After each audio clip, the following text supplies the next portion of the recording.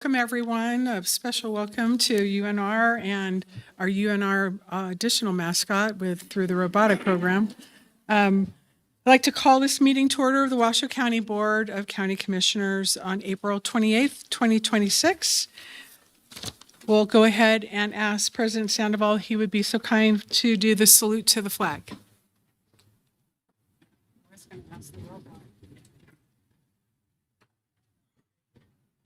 President Sandoval, would you be so kind? Thank you. Pledge allegiance to the flag of the United States of America and to the republic for which it stands, one nation, under God, indivisible, with liberty and justice for all. Thank you. We'll now move to roll call, please. Chair Andriola, Present. Vice Chair Garcia, Here. Commissioner Hill, Here. Commissioner Clark, Present. Commissioner Herman, Here. County Manager Kate Thomas, Here. DA Mike Larch. Present. And I'm Jan Gallassini, your County Clerk. Madam, you have a quorum. Thank you so much. We'll now go ahead and move to item 3, the invocation, please. Thank you, Madam Chair. We are joined this morning by Karen Durst. She is the executive pastor of Grace Church Reno, which, as you know, we have a long and wonderful relationship with. So we welcome you, Karen, to come lead us in the invocation. Thank you. Thank you. Would you pray with me if you're comfortable? Father God, we gather together in this beautiful building, in this beautiful county in which we live, and just celebrate each other and the great place that we get to do business and do life together, God. And I also want to thank you for the amazing University of Nevada that just is so beautiful and such a shining bright light in this city, God. So thank you for that.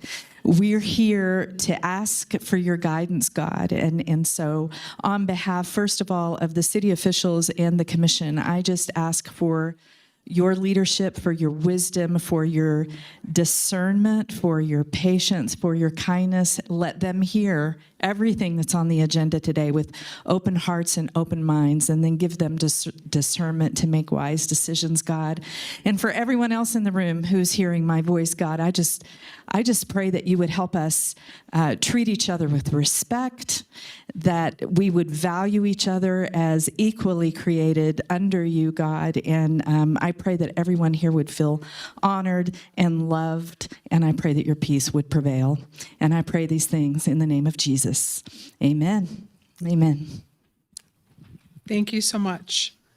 We're going to go ahead and ask, I hope everyone understands that we're going to move 7A1 next, and I'd like to welcome President Sandoval.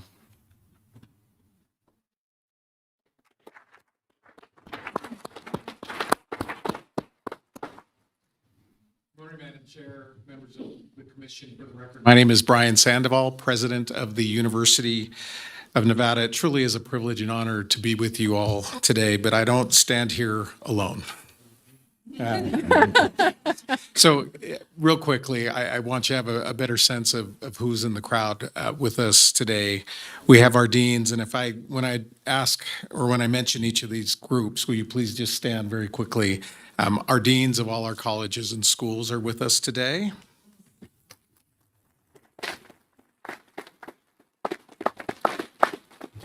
We also have our campus leadership, our vice presidents, the provost, and everyone else who's here, so please.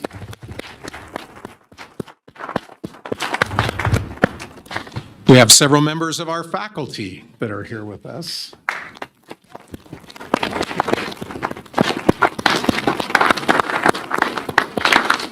And staff of the leadership who is here as well.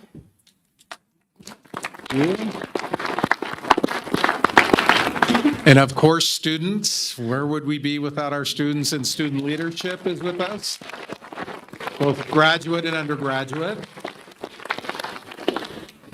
We have many representatives from athletics that are with us today.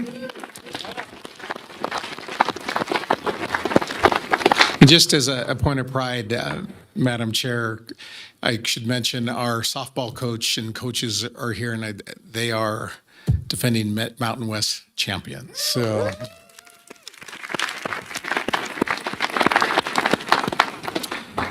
And it's Rebel Week, so. And our mascots are here, I believe. Maybe they're not in the room anymore, but anyone else who's affiliated or associated with the university, please stand and be recognized. You gotta stand. And just to get this party started, Madam Chair, and with your permission and members of the commission, I thought a brief Wolfpack chant would be in order. So this side of the room is going to be Wolf, and this side of the room is going to be Pack. So 1, 2, 3. Wolf! Wolf! Wolf! Wolf! Thank you. All right. So now I'm really ready to go, Madam Chair. So it is a privilege and honor to serve as the president of what I believe is one of the country's great universities. And I think part of the theme that you will learn today as I give an update on our university, you will see that we are taking our rightful place at the table of the greatest universities in the United States of America. And it is a new era for our university, and you're going to see the investments and some of the accomplishments that really make us proud and make the community proud. You know, certainly we were founded in 1874. You all know that. We are celebrating our 152nd anniversary this October. We are the state's original land-grant university. So before I get into numbers and projects, I want to pause on something I think that speaks to the relationship between Washoe County and the University of Nevada. Last month, two of our students, Catherine Ye and Crystal Montezuma, were walking near Lawler Event Center when they spotted two huskies darting back and forth across Virginia Street, clearly lost and in real danger of being struck by a car. So who else happened to be in the area at that very moment? Our county manager, Kate Thomas, who was out for a walk with some colleagues. And thank you for walking around campus, by the way. We appreciate that. But together, the five of them worked to corral the dogs and call regional animal services, and they waited in the cold together until those animals were safely in good hands. And those huskies were reunited with their owners the very same day. So great job, Catherine and Crystal. I know the county would like to show their appreciation for the two of them as well. So Madam Chair, I don't know if this would be an appropriate time to acknowledge. Sure, of course. Do they want to come up and even say a few words? Please, please.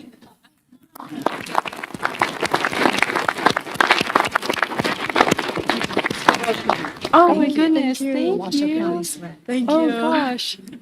Wow. Madam Chair, I believe only pre-vet students or pre-veterinary students would be so inclined to sit in the cold and hold on to huskies for 45 minutes while we waited for animal services. So thank you, ladies. They're the dogs. They held them. They didn't have collars, so these lovely ladies were able to. I think they were doing it to stay warm, actually, because it was so cold. Holding on to the dogs and got very, very hairy. So thank you. Thank you, President Sandoval. Thank you. Thank you so much. Thank you. So it's a wonderful story because it involved, not only because it involves Huskies, Wolfpack,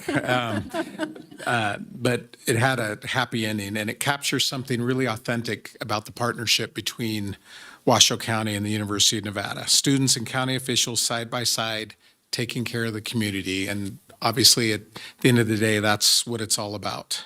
And as was mentioned, they're pre-vet, so you couldn't make this stuff up, really. So, and we're going to get to this with the potential of a new college of veterinary medicine that we're working on. They may be able to serve or go to school and get their education of veterinarians right here in northern Nevada. So, one other thing, while we're on Washoe County Animal Services, I wanted to mention one of your officers, Roland Albert, on a personal note. He was amazing. So I don't know what kind of accommodation that you can give him, but an incredible public servant. So I want to give you a quick snapshot of the university today. We are home to over 24,000 undergraduate, graduate, and doctoral students offering more than 500 degree programs. We have approximately 3,500 faculty and staff who are dedicated professionals who are teaching, researching, and serving the community every single day. They're absolutely amazing. And also, we compete at the highest level of collegiate athletics as a Division I member of the Mountain West Conference. And as you said, there's just great showing of our athletic department here today. Our student body includes more than 750 National Merit Scholars, Presidential Scholars, and Hispanic Scholars, a reflection of the caliber of students that are choosing Nevada. We hold the highest designation, the Carnegie R1 Research designation. That's very high research activity, which is, again, the highest classification you can find and makes us one of the top 100 research institutions in the United States. We were recently designated once again as a Carnegie Community Engaged University, which speaks directly to the work that we do with partners like Washoe County. And I do want to acknowledge Michael Flores, who's in the audience today. He and his team worked extremely hard in terms, I mean, that isn't just handed to you. You have to really show the engagement that you have with the community to accomplish that. With regard to rankings, and everybody always wants to ask about rankings, and I've thrown out a few, but U.S. News and World Report ranks us as a best national university in their 2026 edition, and Niche places us in the top 130 public universities in America. You know, I tell this story, I've told it a few times, but Time Magazine ranked the top 500 universities on planet Earth in the world, and 5 o'clock in the morning, and I thought, could we possibly be included? And looking through that, and sure enough, number 420 on planet Earth, our university right here in Reno, Nevada. And Northern Nevada was ranked as number 8 in the country for being one of the country's top Nevada or college towns. So that was another really important designation. And of course, we're proud of all these recognitions, but we want to climb higher. And again, it doesn't happen without all the people behind me. They are what make our university great. Now, you're going to see some images of our campus from 2006 to 2024. And as you can see, there's a pretty dramatic change there. And over the past 2 decades, the university has completed or begun construction on 25 different buildings. And in the past 6 years alone, approximately $625 million has been invested right here in Reno and Washoe County on our campus. So obviously jobs, contractors, materials, all flowing as a result of that. But of course, we are a university that is not standing still. So I want to spend a few minutes on our most significant current and planned projects, starting with 4 major construction efforts that represent the next chapter of the university's growth. First is University Village. University Village was launched in early 2025 and provides 34 units of subsidized housing for faculty and graduate students just south of campus in North Downtown Reno. In other words, if you jump the freeway from the university, right, it's literally on the other side. And what was important to me is affordable housing. I know it's a challenge for all of you as well, is trying to find more opportunities for affordable housing near the university so that our graduate students, our faculty and staff could have an affordable place to stay and be able to walk to work.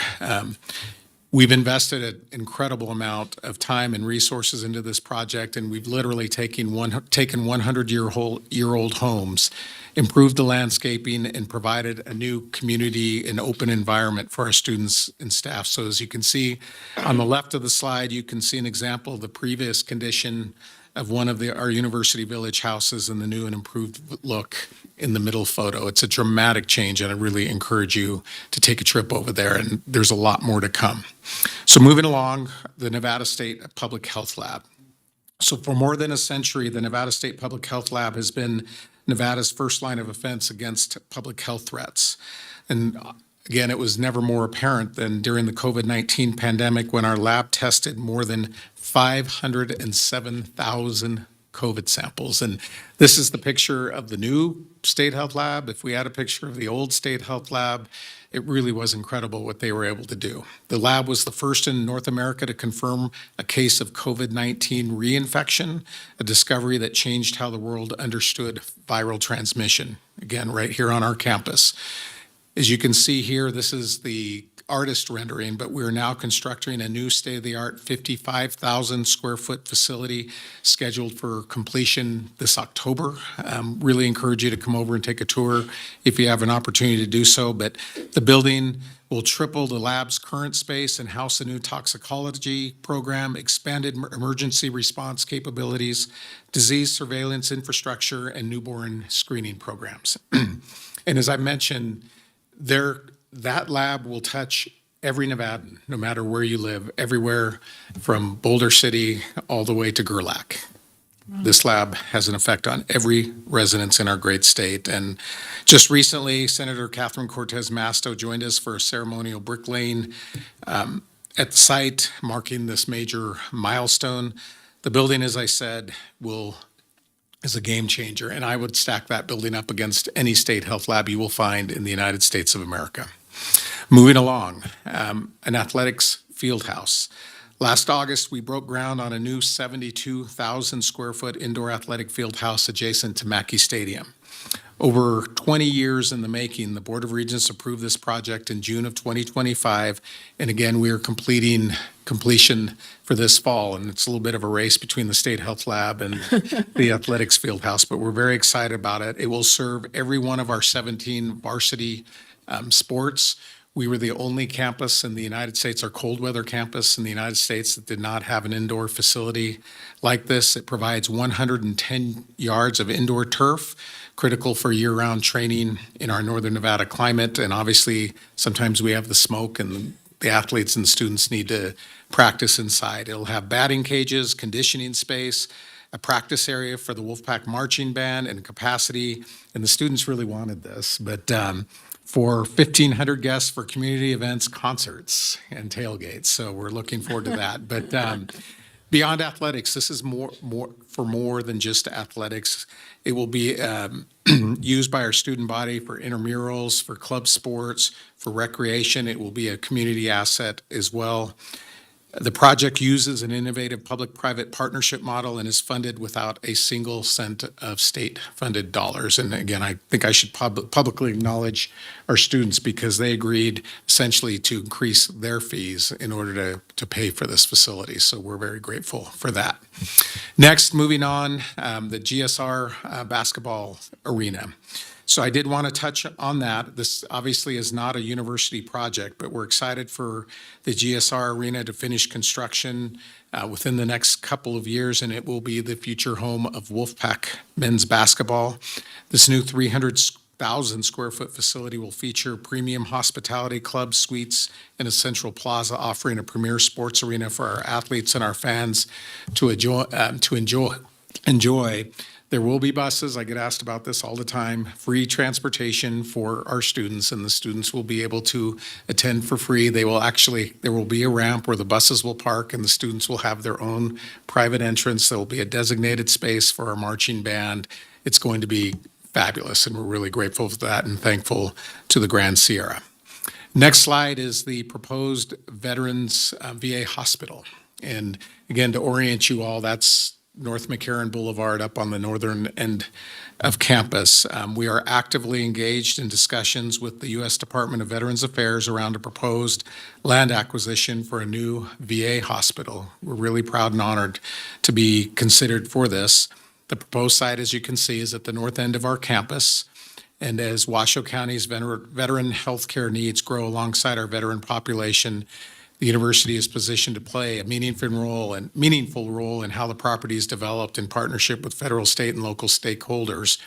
You know, it's really important. Obviously, there's going to be amazing opportunity for the medical school, for the nursing school, for the School of Social Work, for the School of Public Health to have these types of partnerships, and to have it right here on the campus, it would be fabulous. And we're hopeful that we will get, I don't have any new news to break now, but we are the only site in all of Northern Nevada that is being considered for this, and we're very hopeful that we will be the site, but it is not official. So other upcoming construction projects. And so beside what I've just shown you, we have several projects in design or advanced negotiation that will break ground in the next year or two. The Gateway project, so move to the next slide, please. The University Hotel, which will be along Virginia Street, as you can see there. The new Tulloch Business Building is immediately adjacent to that. This privately operated hotel and conference center will be part of our Mathewson University Gateway District. It will serve the university community, our visitors, and the broader Reno economy. And notably, it will be built without any public money. A big picture, the Gateway is the university's signature expansion. And that hotel, it'll look a little different than that, but it will have a restaurant and a terrace up on top. I think it really will be a destination, and it'll have approximately 135 keys. We'll be able to work with the business building and have conferences so that people can move back and forth, but we're very excited about it. And as you can see, the business building, which has only been open for a year, is performing marvelously. And then not immediately next to it is the new parking garage. But moving along, 600 University Way. Next slide. I'm pleased to share with you that we are engaged in a public-private partnership of a 400-unit housing development at 600 University Way to further expand housing options for our faculty, staff, and graduate students. And again, as I mentioned in my previous remarks, we all know that housing in Northern Nevada is a challenge, but we're committed to being part of the solution. And on this slide, you can see that 600 University Way is directly across the street from our University Village. So you see the older homes there, and then immediately next to that, and then that's Canyon Flats, and the Campus Central is right above it. But that project should break ground next year. And then in between the parking garage and the business building will be the new Life Sciences building. So the new Life Sciences building is a $137 million, 89,000 square foot facility in the Gateway District, and we're almost finishing design. These are some preliminary renderings. It will house 18 research labs, 4 teaching labs, a 300-seat lecture hall, and conference spaces serving the College of Science and College of Agriculture, Biotechnology, and Natural Resources. The funding combines $68.5 million appropriation from the state. We're very grateful for that. It is the largest appropriation in Nevada history for a higher ed project. In addition, we received a $30 million gift from the Davidson family for this building. So I want to linger a moment on the Life Sciences building because I believe it represents a genuine inflection point for the university's research capacity and for Nevada's healthcare and biotech workforce pipeline. So you may or may not be familiar with our Fleshman Agricultural Building, and it dates to the late 50s and early 60s. It's been fully amortized, I'll just put it that way. And I said this to the university, it is a great building, but we have students whose grandparents were taking the same classes in the same labs and such. So it really was time for an update. It can't support modern HVAC, modern equipment, or modern pedagogy. And we even, for the elevators, are so old that sometimes we have to go on eBay to find the parts for those elevators. That kind of gives you a sense of what's happening there. But the new facility will train students in molecular and cellular biology, neuroscience, chemical ecology, and biomedical sciences, using the same tools they will use in the workforce. Students trained in this building will become Nevada's future doctors, nurses, scientists, and veterinarians. So this will be a direct pipeline for Washoe County's healthcare economy. So we're very pleased about that. Speaking of healthcare, in 2021, we established Nevada's first fully integrated academic health system through a 50-year affiliation agreement between the University of Nevada School of Medicine and Renown Health. Renown, as you know, is the region's largest locally governed not-for-profit healthcare network with more than 7,500 employees across 2 acute care hospitals, a children's hospital, a rehabilitation hospital, and an insurance plan. So this partnership is transforming how we train physicians, conduct clinical research, and deliver patient care. It has expanded residency training programs, opened new clinical services not previously available in the community, and is growing our medical school class size. In short, this is collaboration that is making Washoe County healthier. So I've been kind of teasing this, but I'll move on to the next slide, which is the proposed College of Veterinary Medicine. We're really excited about this, and it's one, again, that connects back to the two students that we recognize today. Nevada is one of only a handful of states with no in-state Doctor of Veterinary Medicine program. Students who earn their pre-vet degrees at our university and UNLV have to leave the state to pursue their Doctor of Veterinary Medicine. And the data tells us that most of them do not come back. That means Nevada has a growing shortage of veterinarians with real consequences for agriculture, rural communities, food security, and public health, and obviously here in the urban areas, the waiting and the desire to have more veterinarians.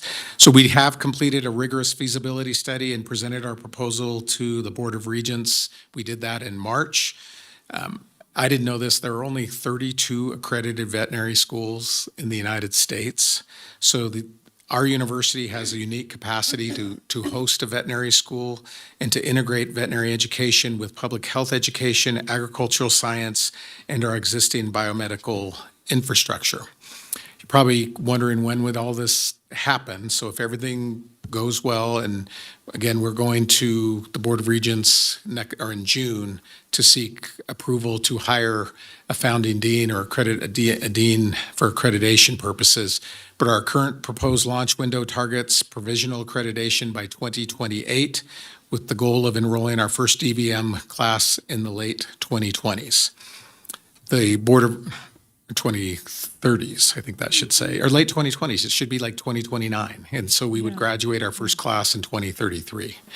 The Board of Regents has been extremely excited about this and very positive, and we are hopeful that we'll get a favorable outcome at our meeting next month. Next, something that you are all intimately familiar with is our cooperative extension, something that we're very proud of. The university's cooperative extension program is expanding its 4-H youth development work in Washoe County with a new youth workforce development program.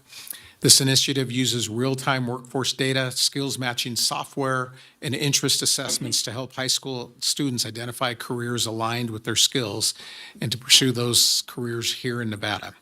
Community instructors, local educators, and workforce partners will implement this program together. The goal is straightforward: help young people see a path forward right here in Washoe County rather than looking elsewhere. We're proud to build this in close collaboration with all of you and our county partners. Street Reach. Finally, I want to highlight Street Reach. And where are our Street Reach folks? Yeah.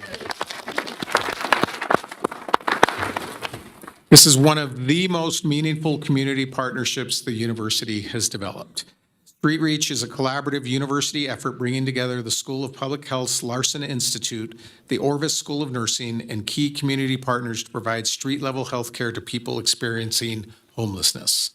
The program delivers compassionate, low-barrier care, including wound care, HIV and hepatitis B and C testing, and connection to community services directly to the people where they are.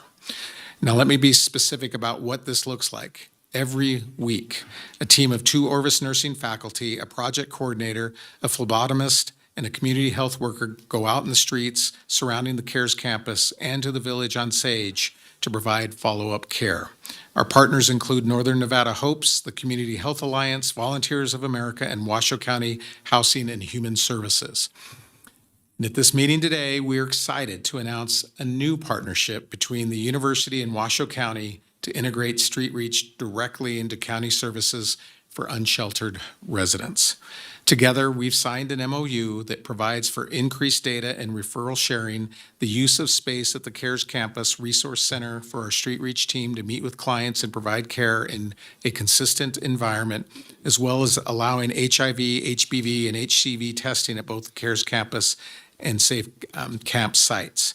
So along with this MOU, I want to bring attention to item number 16, with your permission, Madam Chair, on your county agenda. The proposed transfer of the county's mobile health outreach vehicle to the university would support our shared public health activities and provide street reach with a new way to expand access to preventative care, medical screenings, and outreach services to underserved populations in our community. So I want to thank you all for your engagement in this work. The university's role in addressing homelessness is not just peripheral. This is obviously a team effort. And I suppose as I'm in the closing, we are Nevada's original land grant institution founded in 1874. We take that mission very seriously and we're very proud of it. And it's central to how we serve everybody in the great state of Nevada. So in closing again, thank you, Madam Chair, members of the commission. We appreciate your time, we appreciate your patience, and we appreciate your attention, and most importantly, we appreciate your partnership. We are partners, we are locked in arms, and I've said, a great university needs a great community, and a great community needs a great university, and we really feel the strength of this relationship that we have, and it's a force multiplier that will benefit each and every one of your constituents that reside here in Washoe County. So we're growing in enrollment, growing in research, growing in physical presence, and growing in community impact. And everything I've described today, from the street reach nurses walking the streets of Reno to the life sciences building that will train Nevada's next generation of healthcare professionals, we're all connected by a single purpose: to serve the people of Washoe County and the great state of Nevada. And I like to call it the silver thread. There is a silver thread that connects us all, and every person in this room is connected by this silver thread. So with that, Madam Chair, I don't know if there's time for questions. I'm always happy to answer them. I've probably taken a little bit too much time, but it's a privilege and honor, and go Pack. Thank you. Thank you.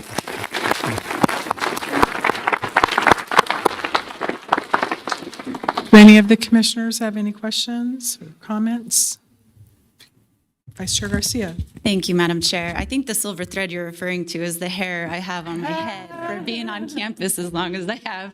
It is an honor to work on campus, and every time I walk and step foot on the campus, I'm just reminded of how much promise and opportunity and hope that our youth have, and that's the next generation. And so university is 152 years old coming up. Fun fact, she and I have the same birthday, and I was born in Elko as well. So there's a Mayor Sheevy as well, as born on October 12th.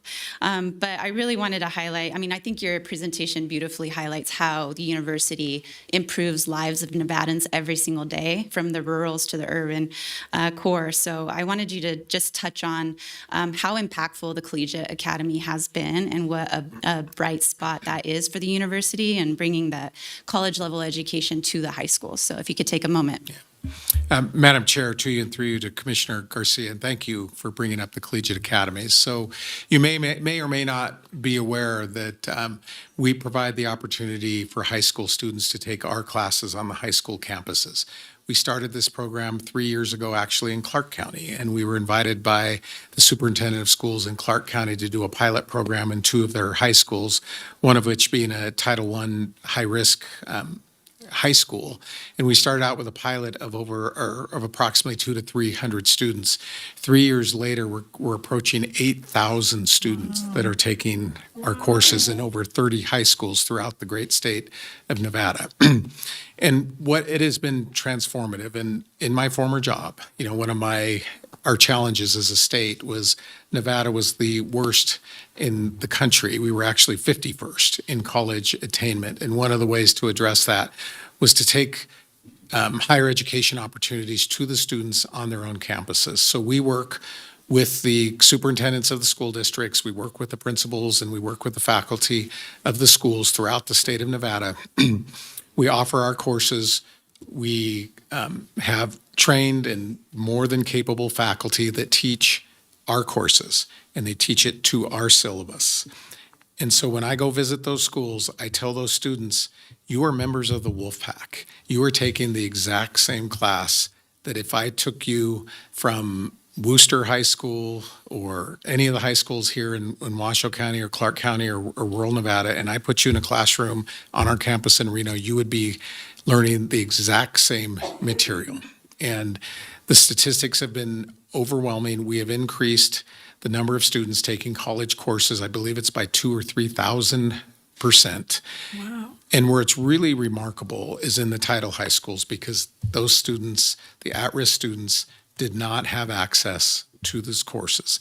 And the number of students now that are taking our courses, I believe it's over 60% now, are now going on to higher education. And of course, we'd love them all come to the University of Nevada, but they're going to TMCC, they're going to Western Nevada College, UNLV, all of the institutions, and it is changing their lives. And I could tell you story after story of students that have come up to us and said, I didn't think I was smart enough to take a college course. I didn't think I was college material. No one in my family ever took a college course. I'm the first one. And now I can do this. So we have students that are graduating with 30 credits before they step foot on a college campus. So these courses are cost $100, but Washoe County and Clark County, and I believe most of the counties, scholarship those courses. So none of the students are out of pocket for this.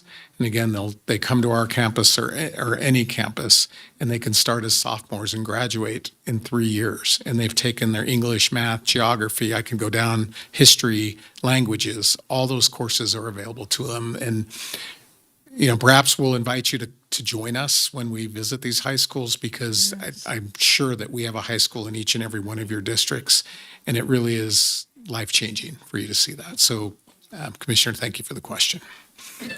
Thank you, Vice Chair Garcia. Any other questions? Commissioner Clark. Thank you, Madam Chair. And thank you, President Sandoval, for your presentation. This is truly one of the most enlightening commission meetings that I've been to in my 3-year career here, a little over 3 years. And just fabulous. The growth, the personal growth for the students you're talking about, the improvements of the community, the building, the millions and millions and millions of dollars worth of construction, and gosh, who knows how many hundreds of thousands, if not millions of square foot of buildings that you've created. It's just a fabulous story, and it enriches everyone in the county, and it truly adds value to the county. It's a real return on investment for all the citizens here. So thank you for what you're doing. Doing a great job. You and your team are just doing a fabulous job, a real bright spot. Thank you. And Madam Chair, to Commissioner Clark, and you said it's the team. It is absolutely the team, and that's the secret sauce of this university is, and yes, I'm completely biased, but I think we have the best people in the world, and it would not happen without everyone behind me, and you see how committed they are to this mission. And your leadership with that team have demonstrated the good work that you can do. One last question. Have you ever thought about a career in politics? we could use some leadership like that in certain municipalities that I can think of. So, yeah, just fabulous job. Thank you, sir. Thank you, sir.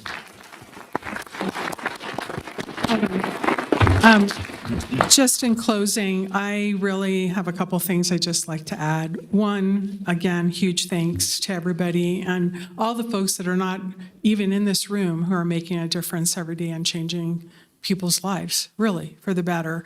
I administered scholarships for 10 years, and one of the criteria was that you had to go here, obviously, in Nevada.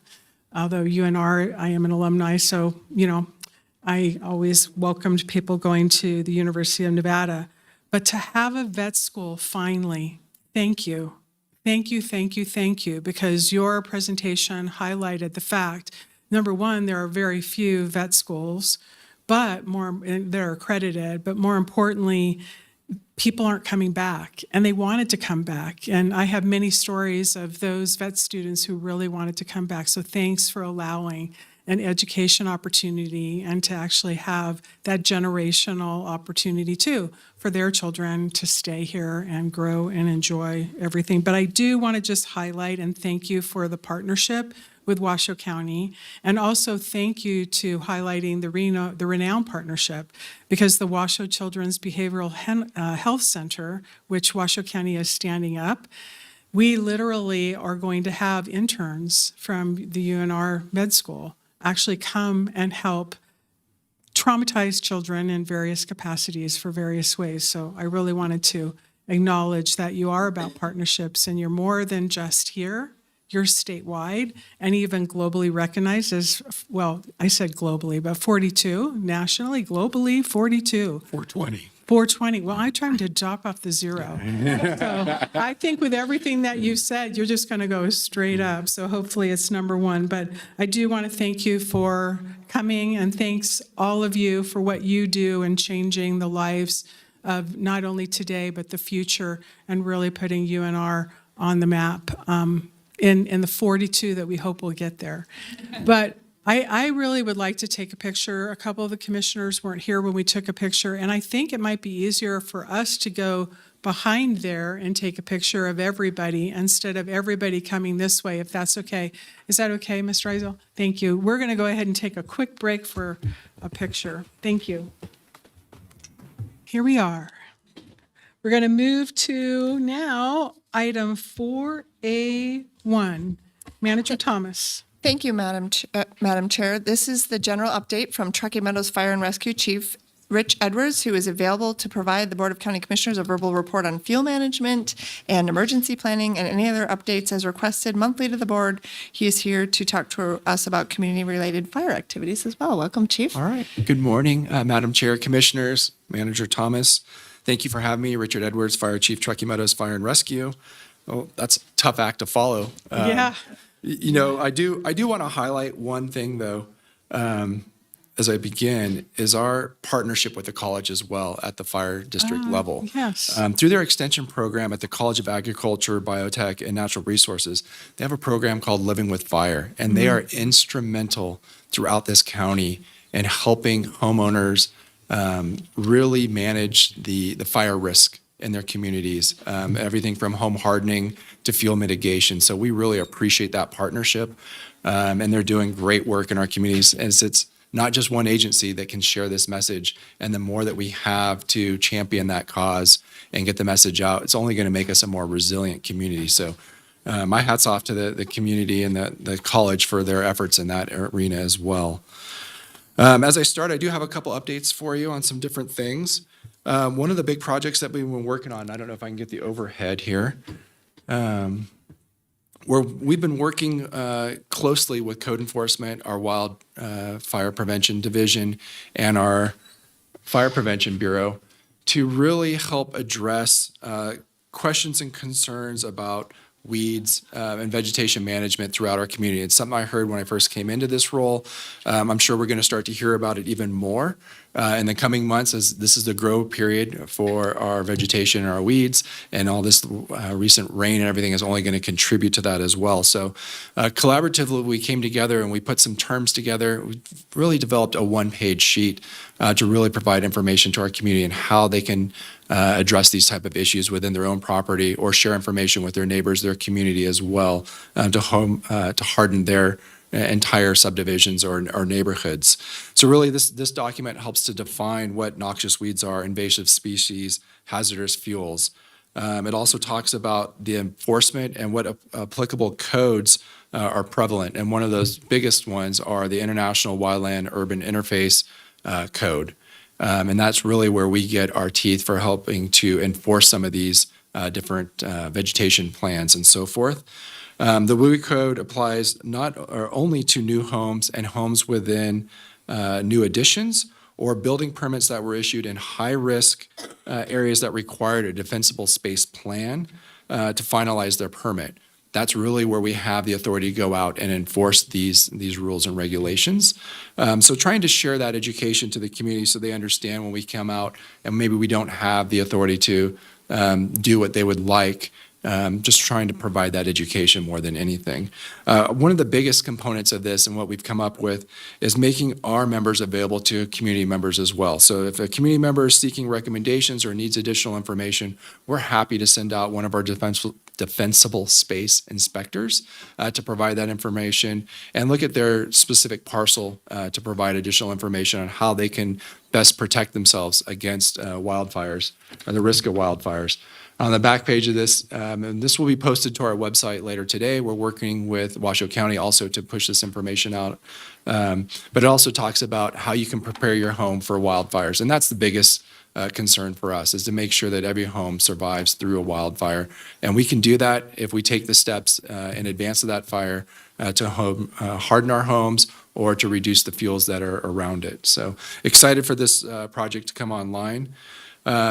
Transition a little bit here as we're talking about home hardening and fuel mitigation. We have an ending period to our open burn season. Open burning ends in Washoe County on this Thursday, April 30th, and that'll be closed until the fall. And we'll open that up again for several months so that people can burn off their vegetation if they live on a parcel that's greater than 1 acre in size. Exciting this weekend is also our final green waste collection. So on Saturday, May 2nd, at the Silver Lake Station at 525 Red Rock Road, we'll be collecting green waste from 9 a.m. to 4 p.m. And on Sunday, May 3rd, we'll be at Washoe Valley at the Nevada Division of Forestry Station at 885 East Lake Boulevard from 9 a.m. to 4 p.m. as well. Please bring only natural vegetation. So no household garbage or trash will be collected at these sites. And items cannot be in garbage bags. So if you bring it in a garbage bag, you're going to have to dump it out and take your garbage bag with you. But just a reminder, this is our last green waste collection for the spring. And again, we'll restart this again in the coming fall. We also have a meeting this Thursday on wildfire preparedness and homeowner education workshop. This Thursday at 6 p.m. It's going to be at the South Valleys Library. This is in partnership with Fire Adapted Nevada, Living with Fire, our emergency management team, and our regional fire partners. And really what we're going to focusing on in this meeting is wildfire resilience, home hardening, vegetation management. We'll also talk a little bit about emergency notifications and then evacuation planning as well. So this is a very informative workshop. I would love to see all of our community members come out for this because we are going to experience wildfires later this year. It's not a matter of if, it's a matter of when. So making sure that we can get this information out to everybody in advance so that they can be prepared should they be impacted by a wildfire. Also want to share that within the fire district right now, this week and next week, our personnel have begun their annual wildfire training in preparation of wildfire season. So don't be alarmed. You may see firefighters out performing progressive hose lays. They're going to be practicing shelter deployments. And they're also refreshing their strategy and tactics for wildfire operations.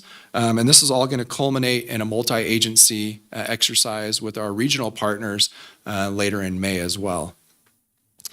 And the last item, I'd love to invite everybody in the audience or those online to attend our next week's Truckee Meadows Fire Protection District Board of Fire Commission meeting.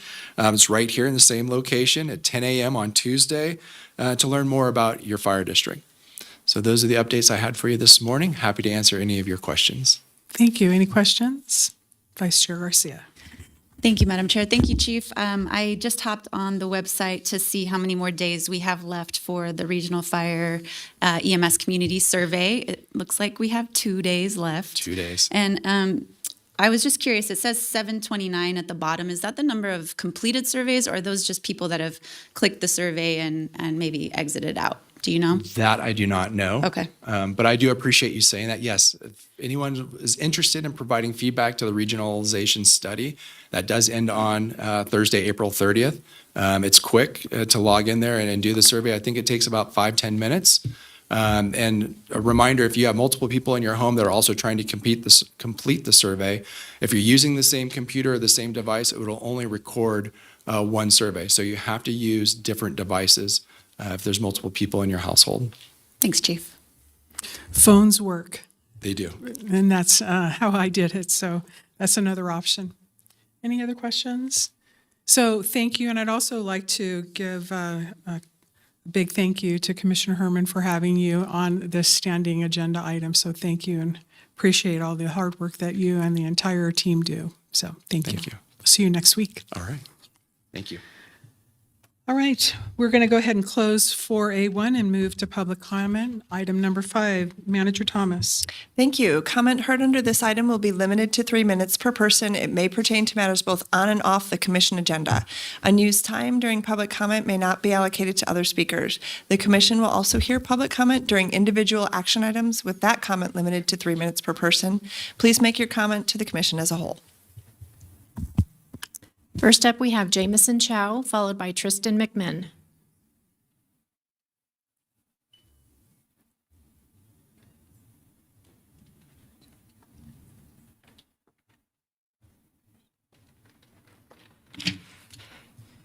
Hello, Commissioners. My name is Jamison Chow, and I have a concern for our community. Washoe County is considered unfriendly towards pedestrians as it fails to support pedestrian infrastructure, and its layout heavily promotes car dependency. The amount of injuries and even fatalities in Washoe County has been on the rise, and it doesn't seem to be slowing down. There were over 2,000 pedestrian injuries and 16 reported fatalities in Washoe County last year. That amount of injuries and fatalities will only go up if we don't do anything about this issue. That is why I believe we need a solution. Washoe County is considered car dependent. This means that most daily activities and services are only accessible through cars. While this might not seem like an issue, it can cause serious problems. With the way our streets are designed, walking is an afterthought. Putting sidewalks right next to traffic and bike lanes even closer is a dangerous system. Some areas of our community don't even have sidewalks. According to the National Library of Medicine, pedestrians are 3 times more likely to get into an accident without sidewalks compared to those who do have sidewalks. It's highly likely that pedestrians and bikers get hit while commuting, and a hit from a car can result in serious injuries and sometimes even death. The reason why commuters are forced into such a bad system is due to our current zoning laws. After the Second World War, the United States started using thousands of acres of land and turning them into suburbs. Suburbs and suburban areas are required by the single-family zoning law, the minimum lot size requirements, and setback requirements to have many similar houses with large driveways and long roads. These laws result in a lack of space for pedestrian areas, and in some cases, even sidewalks.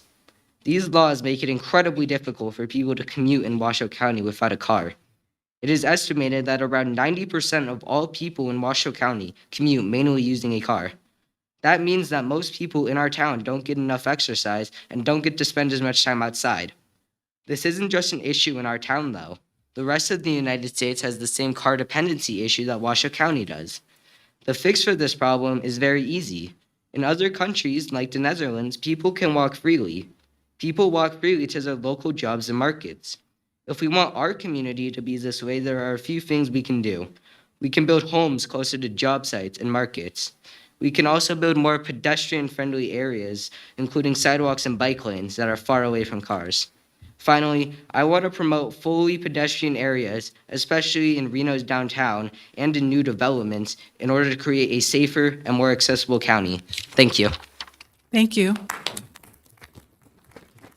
Tristan McMinn, followed by Brooklyn Rummel.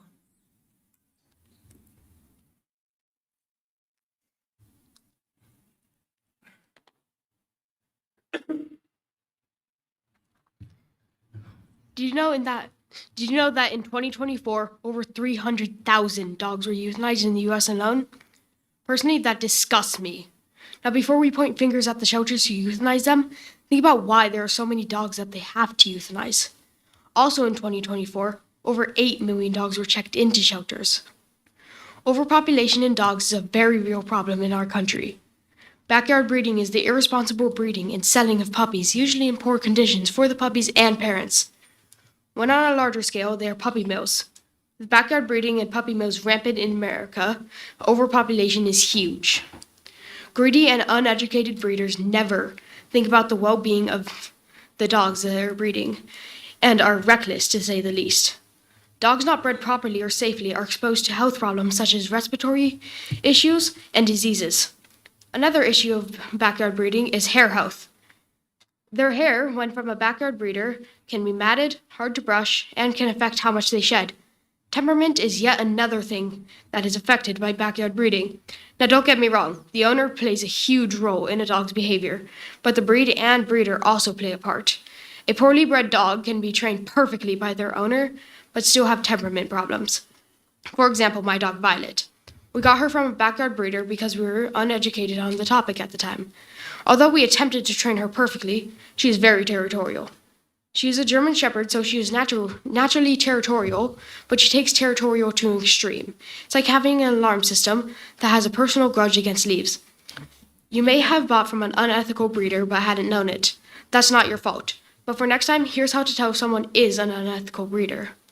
First, if there are poor conditions for the breeding animals or puppies, they're not ethical. Second, if there are no health records for the parents or children, go somewhere else. Next, if they don't answer valid questions or ask you questions, leave. A great way to find if a breeder is reputable is if they are registered with the American Kennel Club, or AKC. But don't completely rely on it.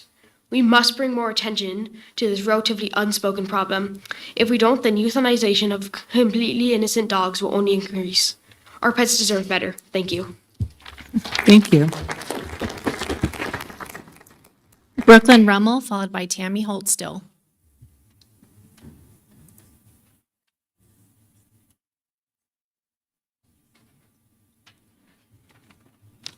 Good morning, Commissioners. My name is Brooklyn Rummel, and I am concerned for what is happening in Lebanon. People are focused on the war that is happening in Israel and pushing out what is happening in Lebanon.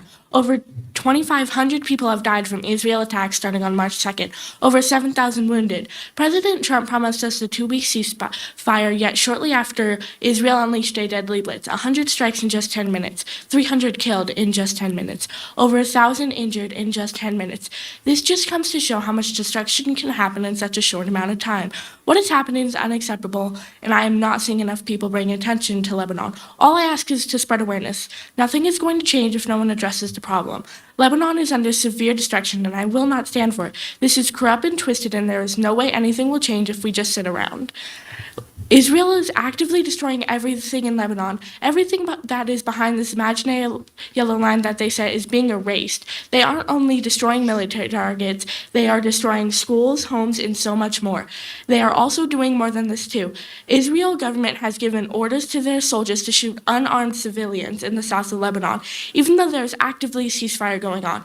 The Israeli government has made a claim that there's no civilians past the demarcation line. Everyone has been reported to be gone. They erased 55 villages, yet they are ignoring the fact that tens of thousands of civilians still live in these villages. Lebanon is also being erased from maps, not just physically by Israeli bombardment, but also digitally. The south of Lebanon beyond this yellow line has been destroyed. Homes are being burned to the ground, and Israel is paying people for every building they destroy. The south is not the only one facing this kind of bombardment. The north is too. Majority of the north is Christian. Areas where people want to build families and have nothing to do with the war are being pushed out of homes. Yet, in Syrian villages seem not to be affected. Dozens of Syrian villages have been left alone. This isn't the first time they've done something like this. They did it in Gaza and with the Palestinian people too. They forced the omission of long-standing villages in the West Bank and now also Lebanon. This allows Israel to have power to fluctuate and just fly under the radar. Again, all I ask is for awareness. Nothing is going to do anything if no one faces the problem. Thank you. Thank you. Tammy Holtstill, followed by Terry Brooks.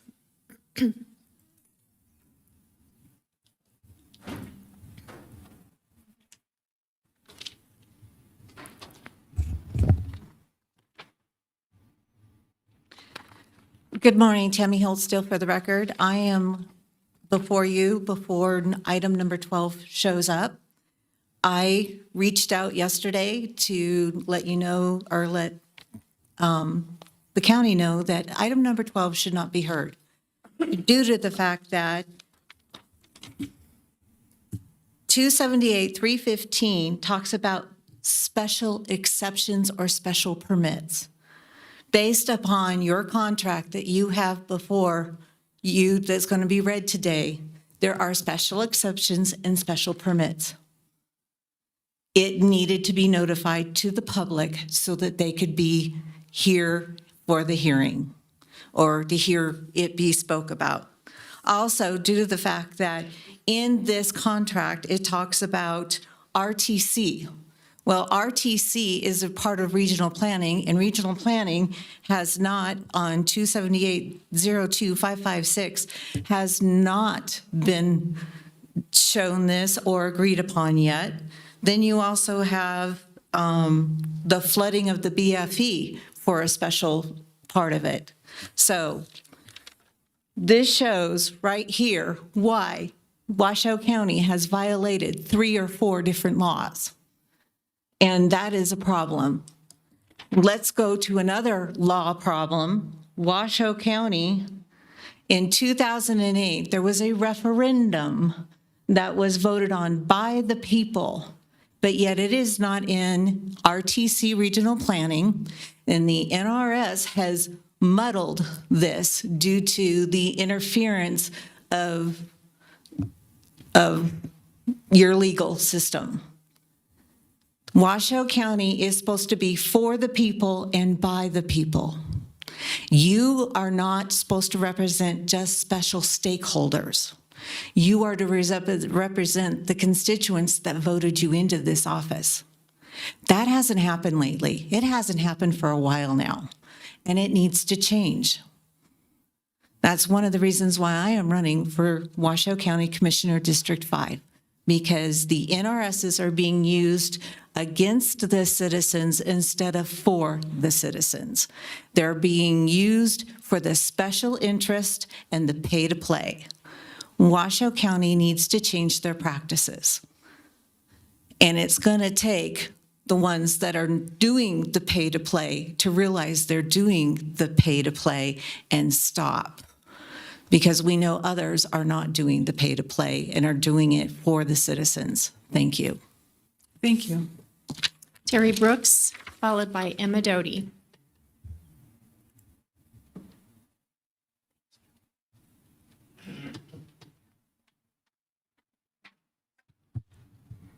Good morning, it's me, Terry Brooks again, and I'm determined to have shared my thoughts on discrimination against people who are hearing impaired. When people are hearing impaired and hearing is something they do without, and they find themselves in a group of hearing people, they sometimes feel a bit left out. People who are deaf have learned how to read lips, but when people are wearing masks, the deaf can't see their lips. The deaf have also learned to read other people's expressions, and then they can repeat to other deaf people using their own expressions. Discriminators refer to deaf people as the deaf and dumb. I've gotten to know a few deaf people, and they are certainly in no way dumb. I once worked for a company that had a very thoughtful boss. She even hired me to work there, and she hired people with hearing loss. I worked with some contact with those who were hearing impaired, and I found their actions very interesting, not that anyone else cared. I watched them signing to and watching each other. I couldn't believe how they'd do it, but it was obvious that to them there was nothing to it.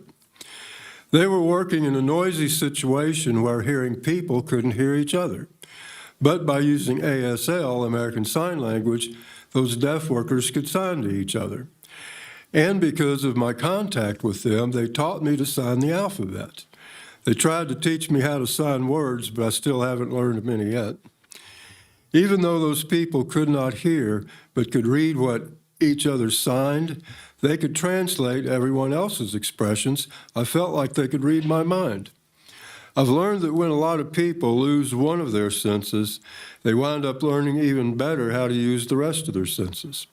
So when anyone discriminates against someone who doesn't need one of their senses, they need to stop and think about it and come to their own senses. I would like to thank you all for listening to me again. And if you can't hear me, say so and I'll repeat it all again. Thank you. Or not. Thank you. Emma Doty, followed by Charlie Yingling.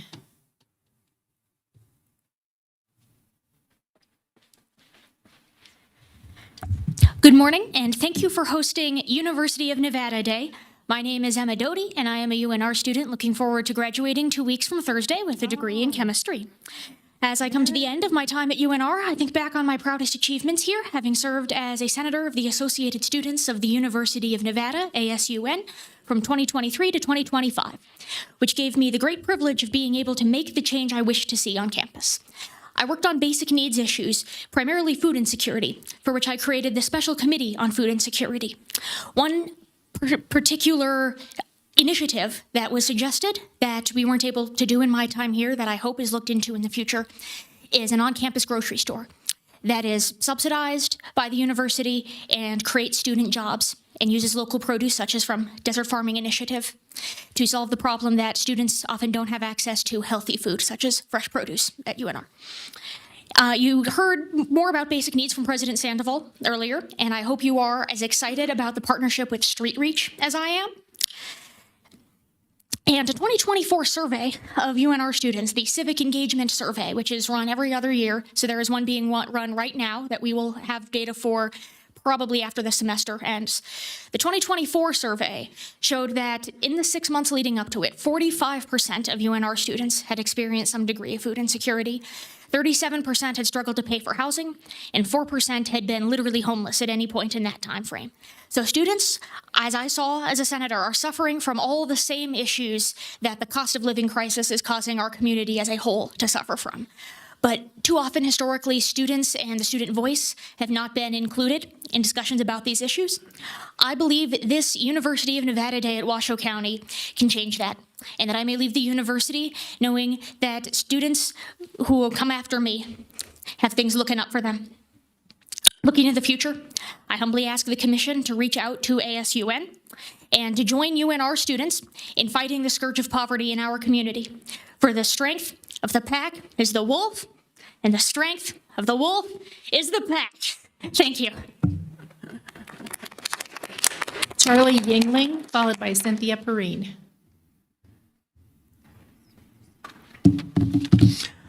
Good morning, Vice Chair, Chair, and Commissioners. I'm Charlie Yingling, and I'm proud to serve as the Dean of the Orvis School of Nursing at the University of Nevada.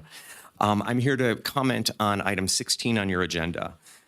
I want to express my profound appreciation for today's transfer of the Washoe County Mobile Health Unit to the Orvis School of Nursing, and for the trust the board is placing in us as stewards of this resource. Less than a year ago, my public health colleague Jane Fox asked a simple but powerful question. What would it look like if our university took an active role in improving the health and well-being of Washoe County's unhoused residents? Within months, Street Reach was born. Since then, Street Reach has touched the lives of hundreds of unhoused residents through nurse-led wound care, testing for bloodborne viruses, and direct linkage to ongoing care. That work, led by Dr. Molly Koking, Dr. Teresa Watts, Professor Jason Brooks, Natalie Davidson, Jasdeep Buttar, and Carrie Ballard, along with Jane Fox, is already making a difference where the need is greatest. A few months later, another question emerged. For my nursing colleagues, Dr. Cheryl Bennett, Professor Amy Millsaps, Professor Kim Buell, and Dr. Shannon Richard, they asked what would it look like if we partnered with Washoe County school nurses to expand access to health screenings for children, including enhanced vision and hearing testing. From that question, School Health Champions was born, and it will begin soon delivering care in partnership with Washoe County schools. And with our colleagues at Community Health Alliance, we asked yet another question. What could a teaching health center improve for residents in places like Incline Village, where geography, insurance status, and workforce shortages collide? Together with Community Health Alliance, we're actively pursuing funding to support that vision to expand care in Incline Village. And while nothing is yet finalized, the groundwork is being laid. So what connects all of these efforts is this. We start by asking the right questions, and then we build practical nurse-led solutions alongside our community partners. Today's transfer of the mobile health unit helps us do exactly that, not just for the projects that we already have underway, but for the questions we haven't even asked yet. It gives us the ability to bring care directly to people, whether that's outside the CARES campus, at a school, in a rural or unincorporated community. It lets us respond nimbly as needs shift, and it positions Washoe County to say yes when opportunity and urgency meet. I want to give special thanks to the Community Reinvestment Program and Project Officer Allison Castro, whose partnership and persistence helped us get this over the finish line. There are jokes to be made about red tape, but I'll say this. It turns out that when two government institutions actually want to get something done, people like Allison and Jenny Bonk from UNR-sponsored projects teams, they find a way. So in closing, please know that the University of Nevada, Reno and the Orvis School of Nursing see this mobile health unit not as a vehicle, but as a community asset. We're committed to using it immediately, locally, and in partnership with the county to advance health, dignity, and access for the people we collectively serve. Thank you again for your leadership and for your confidence in our work. I am very excited to look forward to what we'll build together. Thank you. Thank you. Cynthia Perrine, followed by Beverly Schnobrick.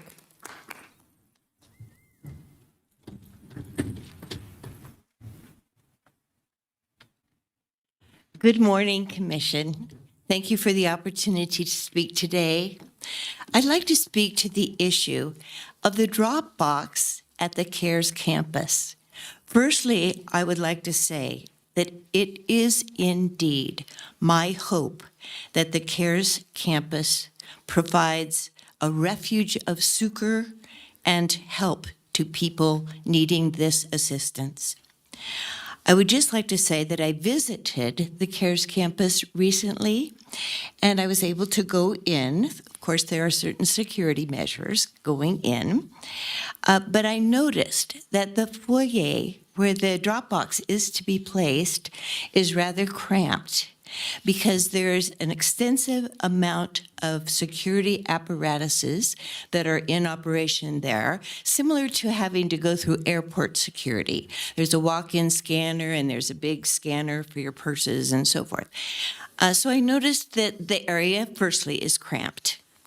And secondly, I was concerned that the busy security people might find it a distraction as they are trying to preserve the security of the campus itself, may have to also accommodate the needs of the public coming in and out. So it's also well noted that the CARES facility is often needing the intervention of law enforcement. And this is not a small matter. The safety of the public, especially at this time of national and local safety and security, is truly at fever pitch. So given this situation, I'm thinking maybe that not having a drop box at the CARES facility might be a good alternative. Now, at the last meeting one meeting on April 14th, much was made about the issue of following the law. The existence of polling places and drop boxes appears to be a question of legality, and I'm not quibbling this at this time. What is at question is the specific placement of these drop boxes. It appears to be at the discretion, a matter of discretion and choice of the registrar of voters. So for this reason, I think it is actually an opportunity today for the Washoe County Commission to seriously consider the reasonableness and the wisdom of placing a drop box at this facility. We as taxpayers, I just would like to note, are footing the bill. Ooh, I'm on. Anyway, thank you for listening. Thank you. Beverly Schnobrick, followed by Penny Brock.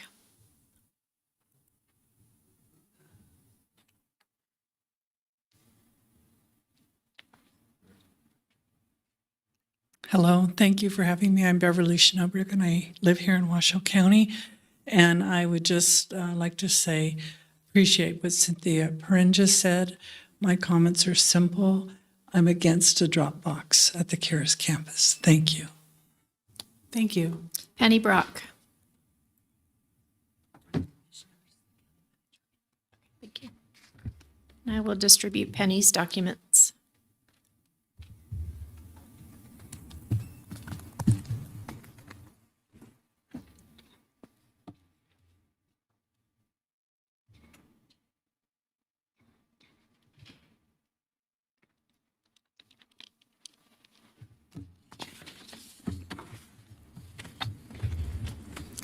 Penny Brock for the record. Reno's unsafe fenced CARES campus is to be a site for the ballot drop box. Ballot drop boxes are to be at polling locations, and CARES campus is not a polling location. It's just a drop box location. In the area, there are, of this inner downtown Reno, there are 7 polling locations plus the drop box location. There are 22 early voting locations, and yet the downtown corridor gets 7. That is not fair. That discriminates against the other voters in the county. Most counties lie in South Reno, Northwest Reno, North Reno, Spanish Springs, Sparks. This is not fair and discriminates against the voters in Washoe County. That's a huge issue. In the area I live in, Southeast Reno, Commission District Number 2, there is no early voting location, and yet there are thousands of voters. Southwest Reno, their polling location is way south on Mount Rose. This does not make any sense. This is wrong. I know the ROV showed a heat map that he based this on. This is like ridiculous, because when the downtown corridor gets 7 of the 22 polling locations, this is not rational. This is not common sense. So, the voters of Washoe County are being discriminated against. That is a huge issue in voting. We are to be provided polling locations. There's also concern that this drop box at the CARES campus will be used to stuff the ballot box, because the Democrats so want the CD2 seat and the governor's seat. So there's a lot of questions about the CARES campus drop box. The other thing is there should be a camera dedicated solely to that drop box at the CARES campus, where any person can go online, view the drop box 24/7, and that's not being provided. Security is not being provided. There's a huge difference between a security camera on the room versus a security camera specifically dedicated to the drop box. Thank you. There's nobody else signed in. Thank you. We'll move now to item 6, Commissioner and County Manager updates. Manager Thomas. Madam Chair, I believe we have 7B1 Milt Stewart with Nevada Works, who is here to speak with us. We do. Sorry, I know we took President Sandoval out of order, so we'll invite Mr. Stewart, who is the CEO of Nevada Works, up to talk about an overview of his services and grants that they have received. And thank you, Commissioner Herman, for the recommendation to have Mr. Stewart here with us. Thank you. Then, Manager Thomas, would you like then to move to Commissioner and County Manager's announcements after his presentation? Yes, Madam Chair, is that good for you? That would be wonderful. Thank you. Stewart, Thank go on you. his merry way. Thank you for waiting, but welcome to Nevada Day. Yeah, thanks so much. I think you got a great presentation. Well, I hope I feel so as well. Is this how I advance the slide? Yes. Okay, thanks. So my name is Milt Stewart. I'm the CEO for Nevada Works, and thank you to the commission for the opportunity to speak today. Nevada Works, our organization, brings job seekers and employers together. So Nevada Works' mission is to provide the best workforce solutions fulfilling needs of employers and job seekers. And the ways that we do that, we have 2 sets of customers, 2 primary sets of customers. So job seekers or career seekers, and employers. So that supply and demand aspect from a workforce development perspective.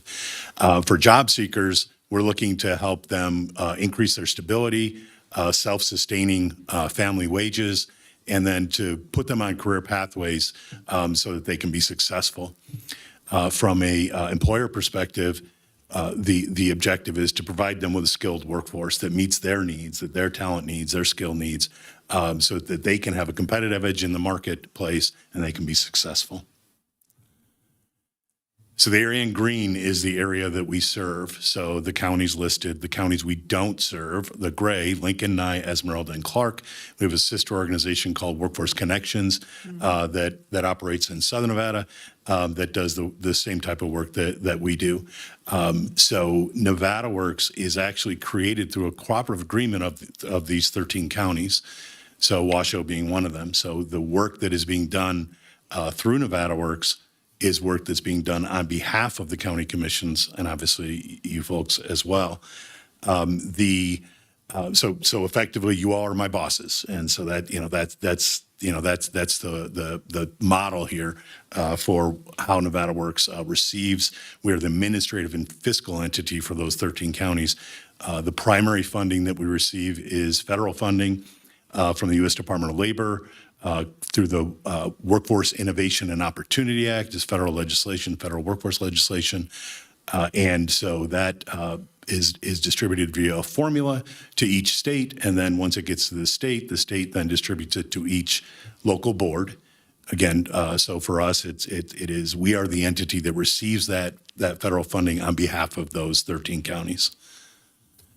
So our approach to workforce development, we want to implement a system that meets employer needs, that would improve retention, employment, and overall earnings for workers here in Northern Nevada. And we integrate those workforce development programs with private sector. So it's not being done in a vacuum. It's being public and private partnerships. We're strengthening, the goal is to strengthen those local economies by creating that talent pipeline.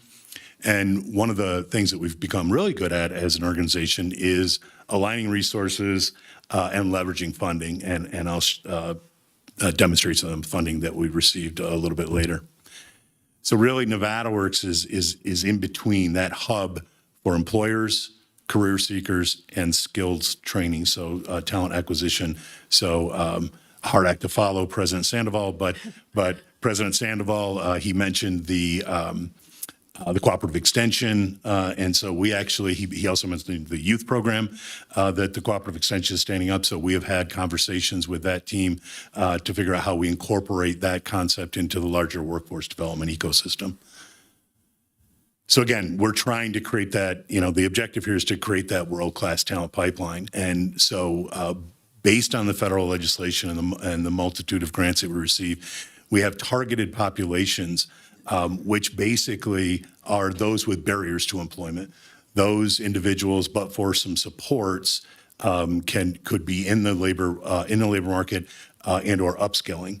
And so the career development that we provide, occupational skills training, work-based learning, employability skills, case management, and so on. So those supports, mentorship, and then we are aligned with, and we currently have 5 industry sector partnerships. So we're aligned with the high growth in demand industries. And so while we support all industry sectors, we target those that are highest growth and the most in demand. So when I say Nevada Works is a partner in the Employee NV Hub system. And so there are multiple partners. So think Nevada Department of Employment, Training, and Rehabilitation, Nevada Department of Education, Vocational Rehabilitation, Department of Human Services, and many others that are partners in this Employee NV Hub system. So Nevada Works' role as a local board, or the local board's role, is to convene these hubs, these American Job Centers, and that requirement is part of that Workforce Innovation and Opportunity Act. So it is a responsibility of the local board to make sure that all these organizations and more are partnering together and aligning, and from a resource and strategy perspective, so that we're all rolling in the same direction. So the actual physical locations that we have are listed. So Carson City, Elko, Ely, Fallon, Fernley. We just did the ribbon cutting on the new Fernley facility last week. Reno, Sparks, and Winnemucca. So a little bit about the hubs, or the system, the career hubs. So here in Reno, the Employee NV Hub is at the Reno Town Mall, which is kitty corner from Atlantis. And so currently we have a career hub, which provides employment services, upskilling opportunities, where they can upgrade their skills. And so it's where individuals, again, with barriers to employment or that need any types of supports can go and be served, right? So they can find either co-located partners literally in that building, or we have a virtual referral system where we have brought other partners into the system, into the ecosystem. So rather than say, if somebody walks in the door, rather than say, here's a business card, go across town, we actually make a referral virtually that is received on the other end. It is trackable, and so that we know and we can track those services or how they're being routed through the system. So so we can look and see, hey, let's say it was Reno Housing Authority, just for purposes of this conversation. We can check in and actually there's automatic triggers and alerts that would go back to the person who made the referral and say, yes, John met with Reno Housing, or no, he didn't, right? And then so we can take it the next step. And I'm not pointing out Reno Housing, that's just an example. But so that's something that we've implemented this year as a pilot project. We made hundreds of referrals through that, and the turnaround rate is over 95%. So of those individuals that the referrals that were made, 95% of them have been received and acted upon by those recipient organizations. We in the hubs, we have a resource center. So this is a picture of the current hub here in Reno. Computers with internet access, Wi-Fi, business types of infrastructure for individuals, so that they can do job search, they can write their resume, they have access, they can fill out applications right there at the hub. And there's no cost for that. They can walk in and check in and use those services. So employer resources, full array of business solutions, recruiting and pre-screening of candidates from the largest database in the state, that largest database being employeenv.gov. So that's the virtual system where individuals and businesses can virtually post resumes, post jobs, get labor market information. That's the virtual. We consider the hubs to be physical manifestations of those. So we all know that there are individuals that would rather do this virtually, and we have the employeenv.gov available.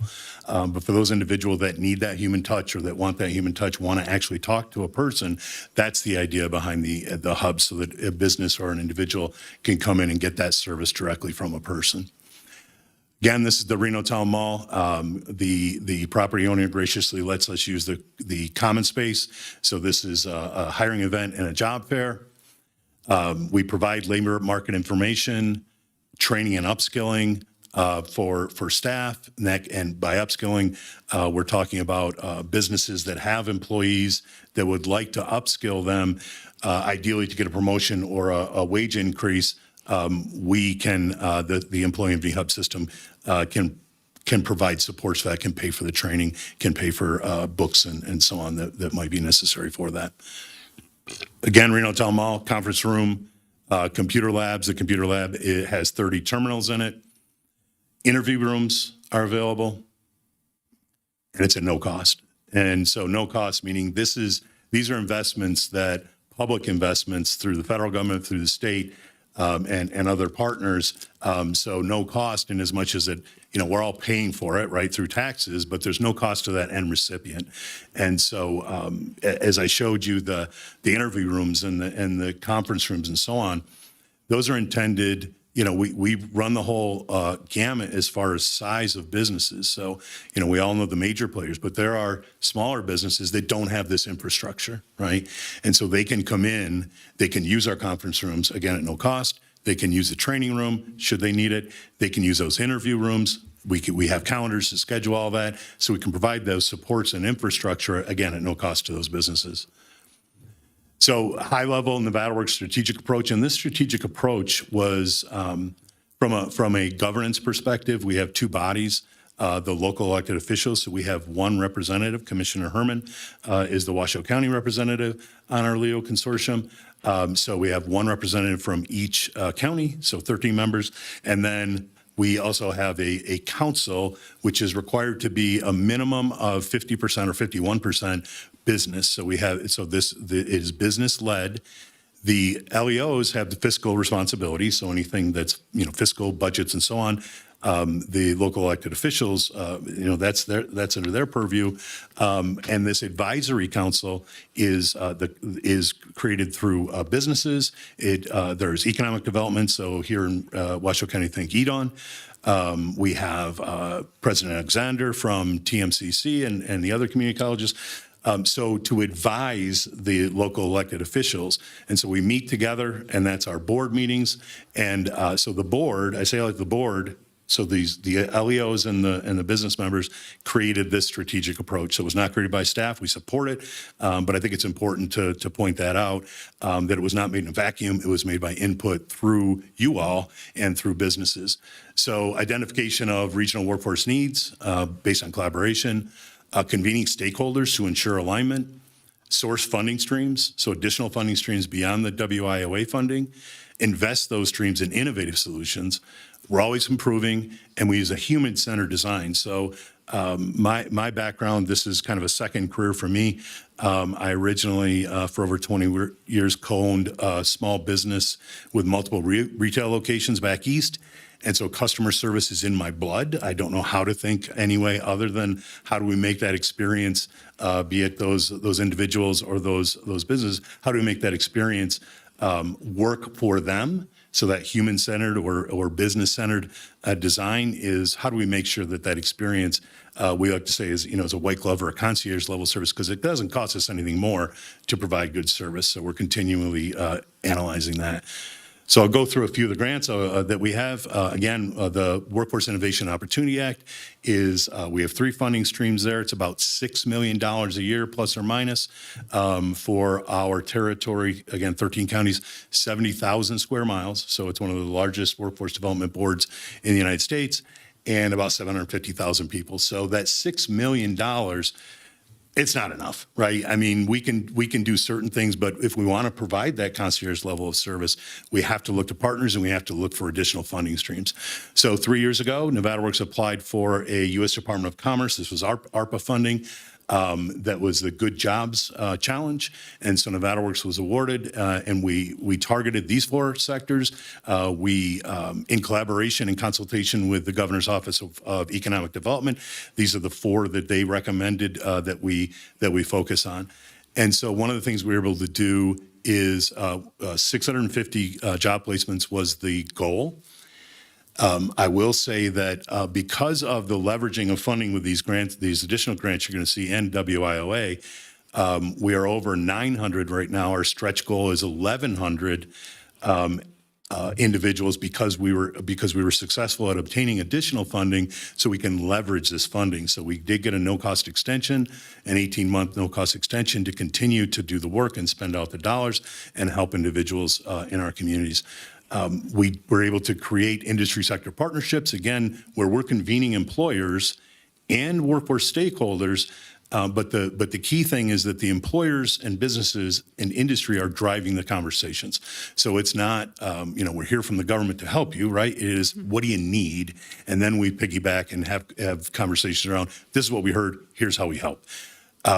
So that Good Jobs, 509 applicants across the United States, 32 awards. Nevada Works was one of the 32, which was almost $15 million to help distressed communities, rural communities, and the tribes. And so there are 22 tribes in the Nevada Works territory. We have a tribal liaison that has developed meaningful and trusted relationships with the tribes, including here in Washoe County, so that we can help serve them and reduce any barriers that they might have to employment. It's education, training, and supports, and engages multiple stakeholders. Battery Workforce Initiative, I'll go over this real quick in the initiative in the interest of time, but this is a grant that we received from Department of Education, Training, and Rehabilitation, so DETR, that allowed us to stand up a lithium life cycle industry sector partnership, and that is aligned directly with University of Nevada, Reno's Tech Hub award that they received from the Department of Commerce. And so we're working hand in glove with the lithium life cycle employers. Disconnected youth. So again, this is a DETR funded grant. we're in conversations about extending this grant or getting additional money. The bottom line with this is that this is targeting 16 to 24-year-olds who are not in education and are so either secondary or post-secondary education, and quite frankly, they're not in the workforce, so they're not in employment. And so we are in the process of developing or redeveloping, reimagining our youth delivery service model. Again, when we say youth, it's really young adults, 16 to 24-year-olds, that have barriers to employment. In the 5-county area in Western Nevada, we just got the latest numbers, there are 7,200 disconnected youth.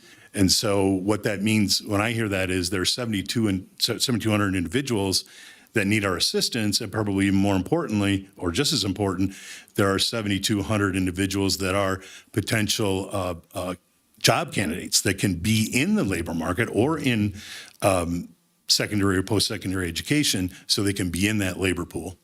And so the Disconnected Youth Project is ongoing. We're reimagining that delivery service model, and I'll get to that a little bit more in just a second. Tech Hub, UNR Tech Hub is around the lithium life cycle. Nevada Works has received, I think it was almost $3 million to be a part of the UNR Tech Hub. Specifically around workforce development and more specifically around engagement. So bringing UNR into the ecosystem and the ecosystem into UNR so that we can share best practices and make sure that we are aligning efforts and not duplicating the services that we provide. High Sierra AHEC is a healthcare grant that we received again from Dieter, and that is targeted for primarily, most of the work they're doing right now is here in Reno Sparks Washoe, with the intent to really spread that more across the rurals. And they reach into the school system and provide really information and identify pathways as young as the 5th grade to say, look, if you're interested in healthcare, here's the types of things, here's the career pathways, and so we help support that. Up Next Nevada Workforce is a partnership between Dieter, Nevada Works, and the Boys and Girls Club. That is really, they have a kind of a homegrown approach to early childhood education, childcare. And so this grant helps to not only foster that, but also the model that they use is their members then become mentors and help the younger folks. And so that's what this is designed to help with. Another WIOA funding is targeted for, believe it or not, we are still, well, I think it's not believe it or not, we are still seeing many folks are still seeing the impacts of COVID-19. Either their jobs were eliminated or they weren't able to go back into those same jobs. So we have targeted funding to help those individuals so that they can cross-train or retrain or receive additional skills to get back into the labor market. Project Clean Energy Jobs. This is from the U.S. Department of Labor. Again, it helps align our Tech Hub grant, our Industry Sector Partnership grant, and it's focused around that lithium ion battery production.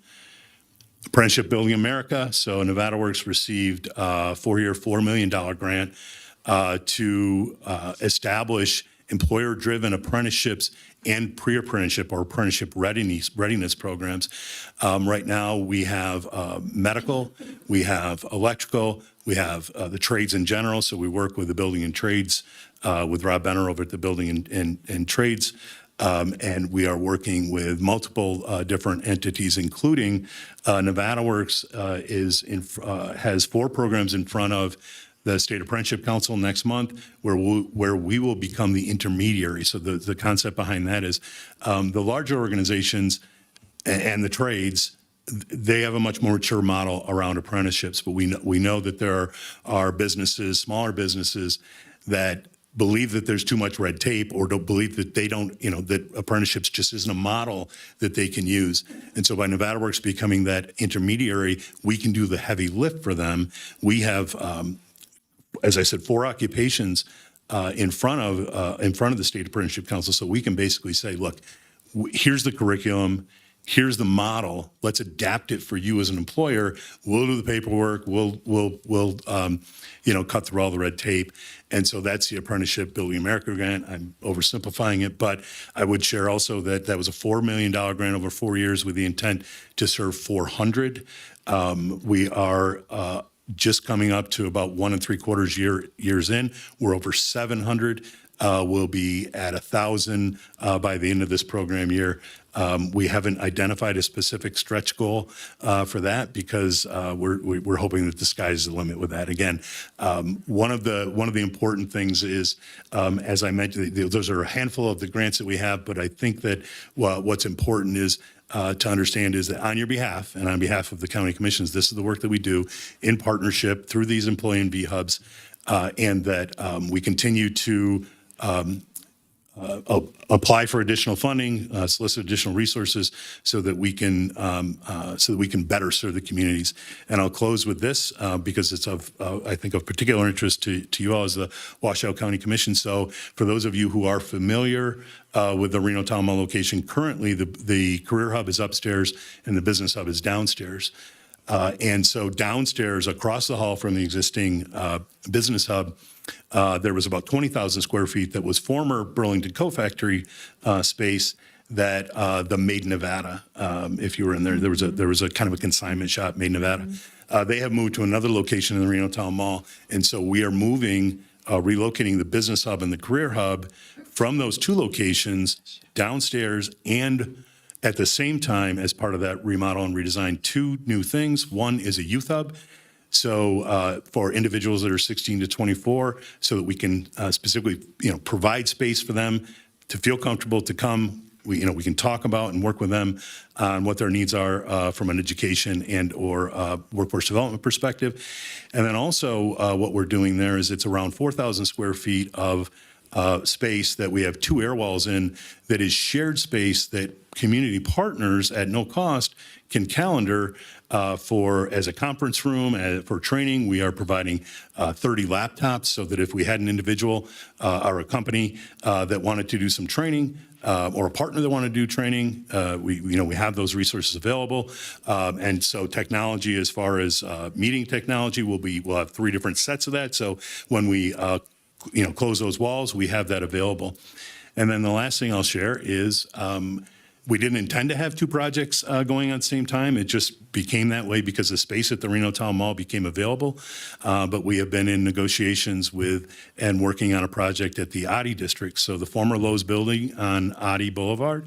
Right now there is, if you're facing the building to the left, is the generator space. And so Nevada Works there, it's a 2-phase project, and it's going to become an employee and V hub. So the Sparks employee and V hub that is currently on Pyramid Way will be moving to the downstairs of this hub. And so it'll be a business hub, career hub, and a resource center downstairs with a set of stairs that connects to an upstairs kind of mezzanine area. It's about 5,000 square feet. That is the youth hub. So we want to take a multi-generational approach. And so the stairs inside will allow us to kind of intermingle. So the youth, again, those 16 to 24 will have the space that that works for them, but also exposed to a larger ecosystem. As the annex, it's about 5,000 or 6,000 square feet. So that shared space that I mentioned at Reno Town Mall, it is that on steroids. And so the biggest difference, so it's that shared space, it's a technology, it's a laptops and so on, that partners can use it again at no cost.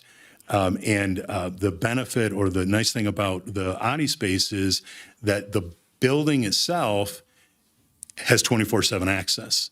So Nevada Works and partners currently pay for the Reno Town Mall, and it's basically Monday to Friday, 8 to 5, but we're paying for it 24/7, right?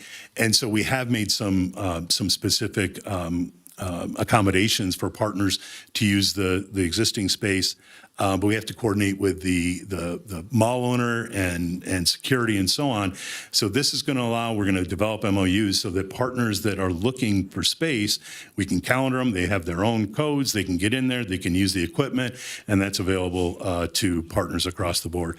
And with that, I will take any questions you might have. Thank you, Mr. Stewart. Any questions? Vice Chair Garcia. I feel like I'm talking a lot today. Good morning. Thank you so much. That was very informative. I got really excited when I heard you talking about the modernization of your referral system. I think that's really critical in this day and age, and super exciting news about the remodel at Reno Town Mall and the relocation from Pyramid to Audi. So those are all new things that I was excited to hear about. You briefly talked about the funding sources and how you kind of diversified those funding over the years with state and other dollars. But I was reading online that the Trump administration and Congress are currently looking at making changes to the Workforce Innovation and Opportunity Act. So I was just curious, which programs here locally or populations are you kind of keeping an eye on? I know nothing has been done yet, but there are conversations happening. Yeah. So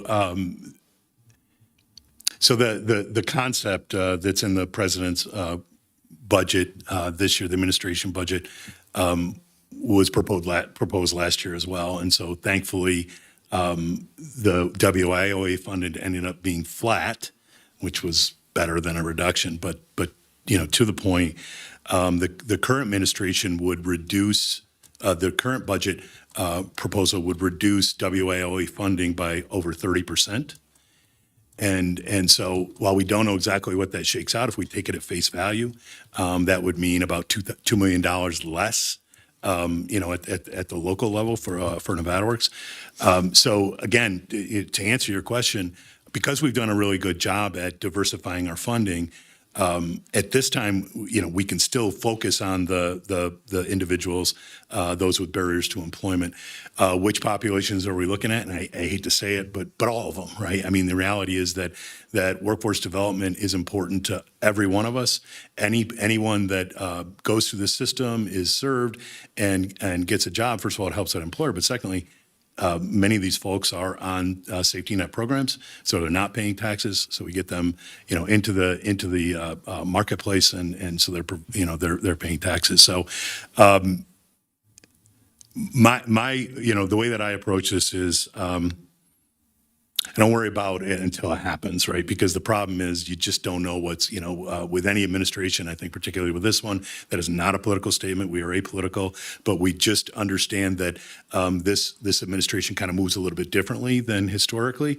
And so until we know what that looks like, it's hard for us to know exactly what we would do about that. But it's not going to change how we approach this. The good news here for an organization like Nevada Works is that Dieter understands the landscape, and so they have shared over the past few years more of the state funding that's available with the local boards, including Nevada Works. And so we're actually having conversations for the upcoming legislative session on how we might how the state might continue to support the local boards. So that's probably the easiest pivot for us. And they are great partners, and we appreciate the fact that they want to invest these resources in our local communities. Yep. Thank you. Any other questions? Commissioner Hill. Thank you, Madam Chair. And yes, great presentation. Just two questions. For your students, what are the biggest barriers you're seeing for employment that this board could, understand and see what we could do about? And then the second question is, what are other states doing that you wish you had the resources to do what they're doing? Yeah, Milt Stewart, through you, Madam Chair. Great questions. So, from a resource, or what other states doing, I would share this, that the National Association of Workforce Boards, which is really the industry association for local workforce development boards. There's about 550 of those across the United States. For the first time in their history, they held their national convention in Las Vegas, and that was intentional because of the work that's being done here in Nevada. Both the two local boards here in Nevada are actually some of the most innovative local boards across the United States. And so I say that to say that both Jaime Cruz at Workforce Connections and myself are members of the National Association Board, and also the U.S. Conference of Mayors Workforce Development Committee, which Mayor Sheevy is past president. And so we're in that kind of group with about the 50 highest performing boards across the United States.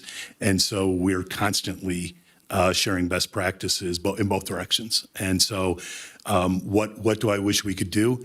More of what we're already doing, right? And I mean, what I mean by that is this is, I'm not here with my hand out, but obviously funding drives what we're able to do. And so in the current landscape with the uncertainty around federal funding, and if we all remember a year and a half or so ago, where there was a panic that that funding at the federal level was going to cease. In fact, it did in some instances. Creates a lot of uncertainty around this. So as we continue to solicit additional funding, we're very grateful for the state stepping up and providing funding to Nevada Works so that we can continue to do the work that we're doing. I'm sorry, what was the first question again? Oh, just what are your Barriers. barriers? So it depends on where they are in the spectrum or of the continuum. So we leverage the work that the school districts do because they're good at what they do. And so what I mean by that is the populations, that they deal with are tough for the local board to really make any meaningful inroads on. So we rely on the school districts and we provide supports. Our end of the spectrum on that as far as training or supports is really seniors, high school seniors and those that would be exiting, but also those individuals that might be dropouts. So what barriers do we see in general? Some of the barriers that we see, just in general are transportation. Again, not a political statement, but we know that gas prices are increasing. So some folks have to make some hard choices around, do I take that job? Do I stay at home because the math doesn't work? Childcare expenses. Childcare is a huge thing, and we know that there are some families out there that are making decisions on whether they would be a 1 or 2 income family based on childcare costs. We know that some folks, when they do the math, it just doesn't pencil out. And so that, that affects all of us. That affects employers, right? Because that labor market shrinks. It affects the tax base because we, instead of having dual income families, we have single income families. Access. And so just in general, so again, we're beefing up this hub system for those individuals to support them in person. And one of the projects that's happening at the state level is to reimagine this employeenv.gov virtual system and make it a lot more user-friendly and bring more partners into the ecosystem so that we can truly, from a workforce development perspective, no wrong door approach. It doesn't matter where you enter the system. If we're not the organization that can help you, we're going to get you through. And to the point around that virtual referral system, we may not be the organization. Right, we don't provide housing assistance like use Arena Housing again. We're going to make that referral, and we're going to make sure that in that case, if somebody was unsheltered, let's do triage to get them to a place where they are ready for training or they are ready for employment. And so it's more than just kind of the quote unquote workforce development partners. Is bringing all these organizations into this ecosystem. I mentioned earlier that we're reimagining our youth delivery of service model. We've hired a consultant to do that. They have had conversations here in the Washoe County area with over 40 organizations to find out what are you doing, and in the sense that I hate the term silos, but I do believe that there are organizations that are really good at what they do. So let's lean into that. Let's bring you into this common ecosystem. So Eddie House, for example, they're good at what they do. They have a workforce development aspect. Let's weave that into the larger system so that if we have somebody that is a homeless youth that walks into any door, we know to refer them there. But also for the Eddie House, here's all the resources from a workforce development perspective that are at your disposal. We're not going to tell you how to do it necessarily. We're going to make sure that you understand that those resources are available so that they can scale up their capacity without actually having to do it themselves. And that's really the idea behind this. Mm-hmm. Thank you. Yeah. Thank you. Any other questions? I just want to thank you for a really in-depth overview of what you do. I remember when you were at 560 Mill Street. I still can't believe it. I remember that. I was on the board, and that was a few years ago. Yeah. So thank you for what you do, and thanks for continuing to be the lead on workforce development and the Workforce Investment Board and partnering with everyone and leveraging resources. So get everyone to work. Absolutely. Thanks for your time. Thank you. Yep. All right, we'll now move to item 6. Manager Thomas. Thank you, Madam Chair. Somehow I skipped completely over that earlier, so it teaches me not to read from my iPad, but when I read from my paper, so I apologize that. We are now on the county commissioners and county managers' announcements, reports, and updates to include boards and commission updates, requests for information, or topics for future agendas. I have one quick thing. Chief Edwards, when he was speaking, reminded me that during the month of May and during the month of November, if you are a county unincorporated waste management customer, you get up to 6 bags, boxes, or bundles per service day that you can put out at the curb with no sticker. It's a free service that is part of our franchise agreement. So as we contemplate defensible space and I know there was a cleanup in Sun Valley, those types of things.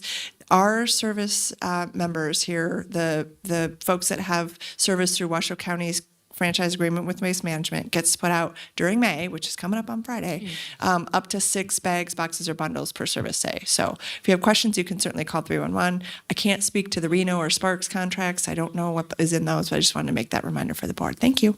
Thank you. We can hopefully push that out too, so everyone will know. Commissioner Clark. Thank you, Madam Chair.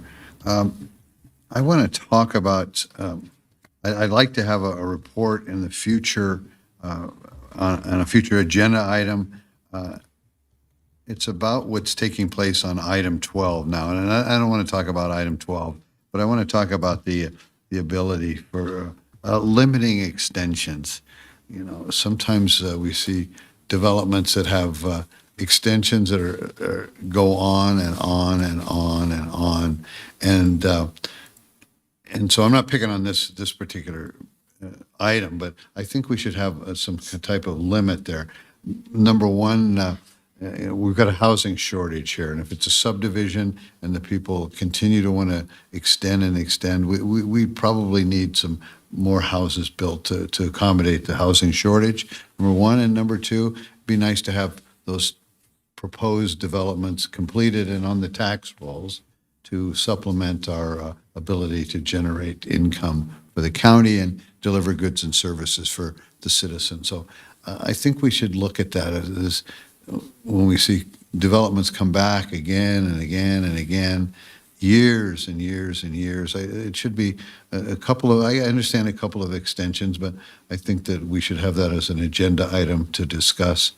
Again, not on this particular item, but future items, and let the development community know that this is not a endless cycle of extensions. So that's a request I have. Thank you. May I just make a comment to your comment, please? Sure. I think it might be helpful that we can have that discussion during the workshop because housing is on the one of the items on the agenda. Whenever you just want to have it. wanted to throw that out as. Yeah. Thank you. Whenever you want to have it. Then my next item is I'd like to know what, and this is, Mr. Stewart gave us a lot of information, but you know, we have time limits for public speaking. What are the time limits for presentations? I mean, it's just, can we extend the 3 minutes to the people for 5 minutes if our presenters can go on? What is the time limit for a presentation?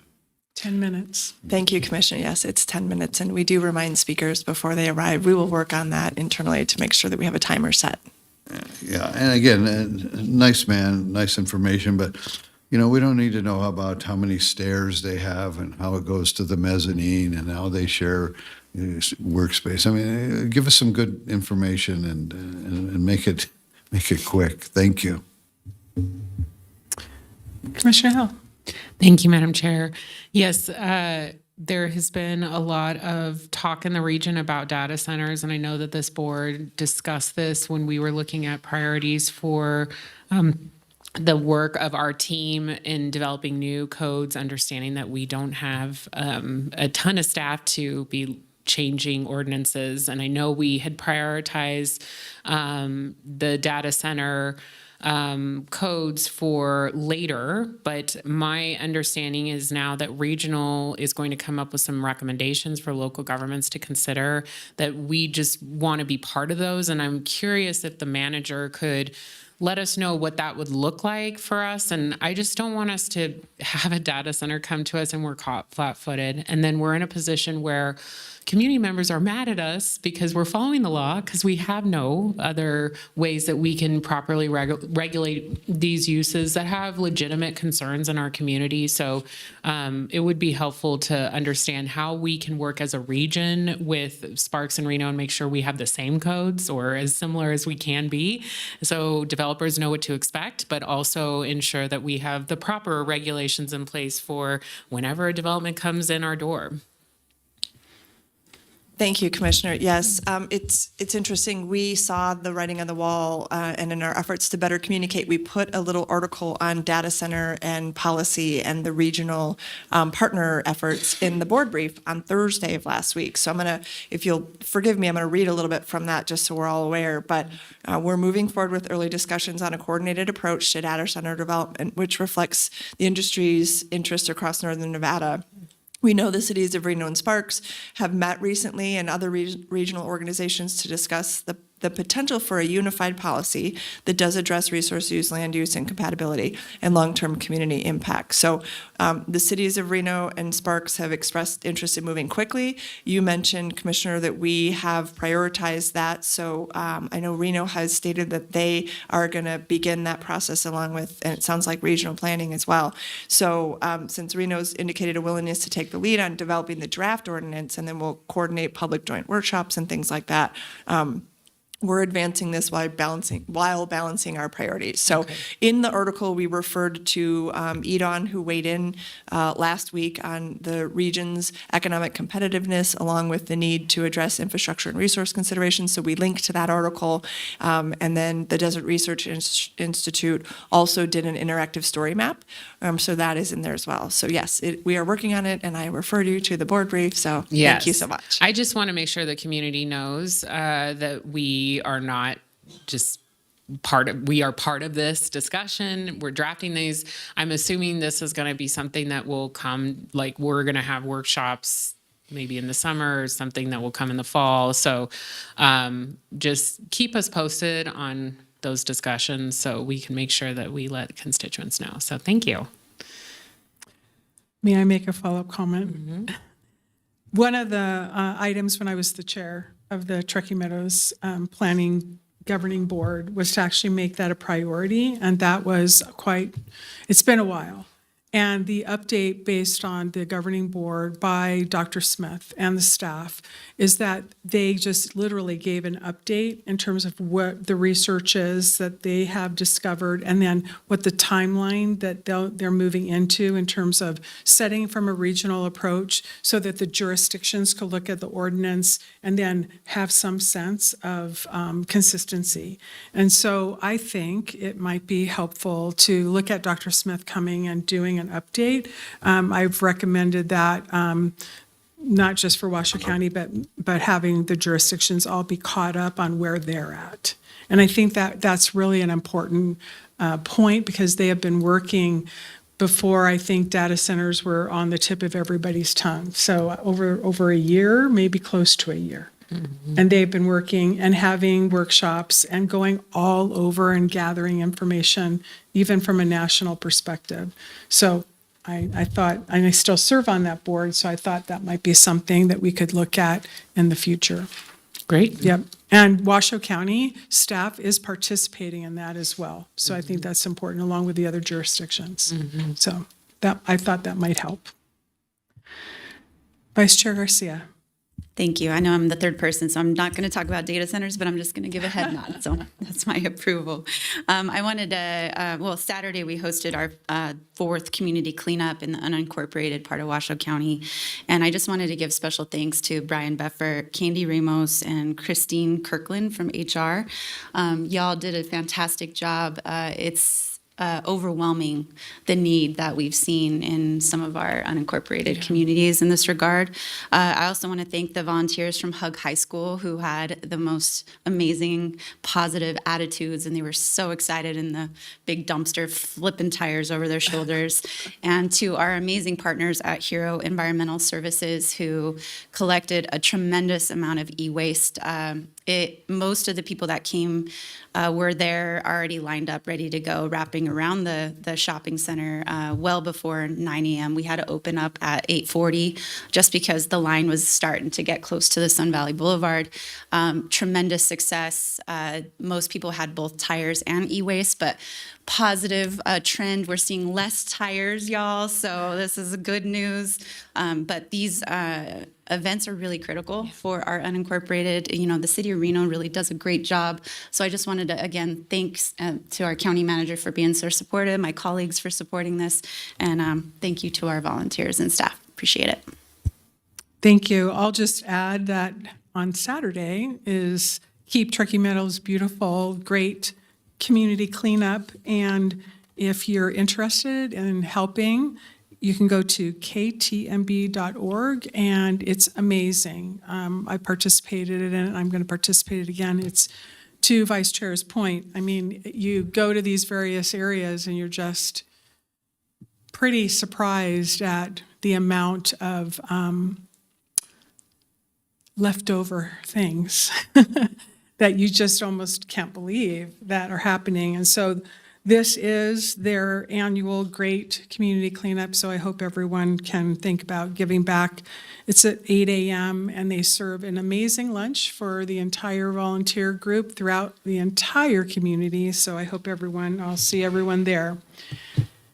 All right, we are now going to move out of item 6 and move into item 8, which is donations. Vice Chair Garcia. Thank you, Madam Chair.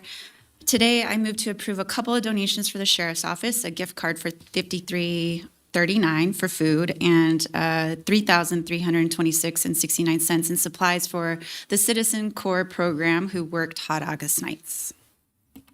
Is that in the form of a motion? Okay, we have a motion by Vice Chair Garcia. Do we have a Second. second by Commissioner Hill. Any further discussion? Hearing none, I'll call for the vote. All those in favor signify by saying aye. Aye. Any opposed? Motion carries. Oh, I guess it's on our screen too, to confirm. Great. Okay, we're going to move to consent. Yes. If I may, I'd like to make a quick disclosure on item 9D2 for an $8,000 grant to the University School of Medicine. I'm an employee of the University of Nevada, Reno. I am not affiliated with this funding, no pecuniary interest, but I did want to put that on the record. Thank you. Anybody have any questions on any item or anything to be pulled? Hearing none, I'll entertain a motion at this time. Move to approve. We have a motion by Commissioner Hill. Second. We have a second by Garcia. Any further discussion? I'm actually going to call for public comment now before we actually take the official vote. There is nobody in chambers that would. Hearing no public comment, I'll call for the vote. All those in favor signify by saying aye. Aye. Any opposed? Motion carries unanimously. Thank you. We'll move now to block, and I'm going to ask Commissioner Hill to actually do the block, please. Yes, I recommend 10, 13, 14, 15, and 16 in the form of a motion, please. Thank you. Commissioner Garcia, do you have anything that you'd like to add? Yes, Madam Chair, I'd like to echo the same disclosure on item number 16 of the block. Thank you so much. We have a motion by Commissioner Hill. Do we have a second? Second. Second by Commissioner Garcia. Do we have any public comment? There's none. Hearing none, any further discussion? All right, call for the vote. All those in favor signify by saying aye. Aye. And use the tablet. Believe that is going to, any motion carries unanimously. Thank you. We're now going to move to item number 11. Manager Thomas. Thank you. Item number 11 is a recommendation by the Community Services Department to, 1, adopt Resolution R26-23, directing staff to initiate the introduction and schedule a first reading of an ordinance that repeals and replaces ordinance number 1552, which decreases stormwater management fees effective July 1st, 2026, from $9.31 to $2 per residential parcel or equivalent residential unit for non-residential parcels and other matters properly relating thereto, and to 2, direct staff to initiate the design of the North Spanish Springs Floodplain Detention Facility Phase 2 project, which allows utilizing available program funds to further reduce flood and stormwater impacts in this area of North Spanish Springs. And we are joined by Dwayne Smith, who is available to answer any questions should the board have them. I'm going to actually call for public comment. Do we have any public comment on this? Thank you.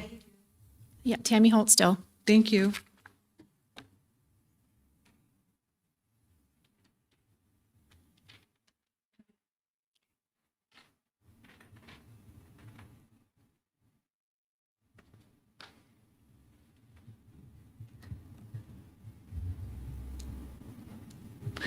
Tammy Holt still for the record.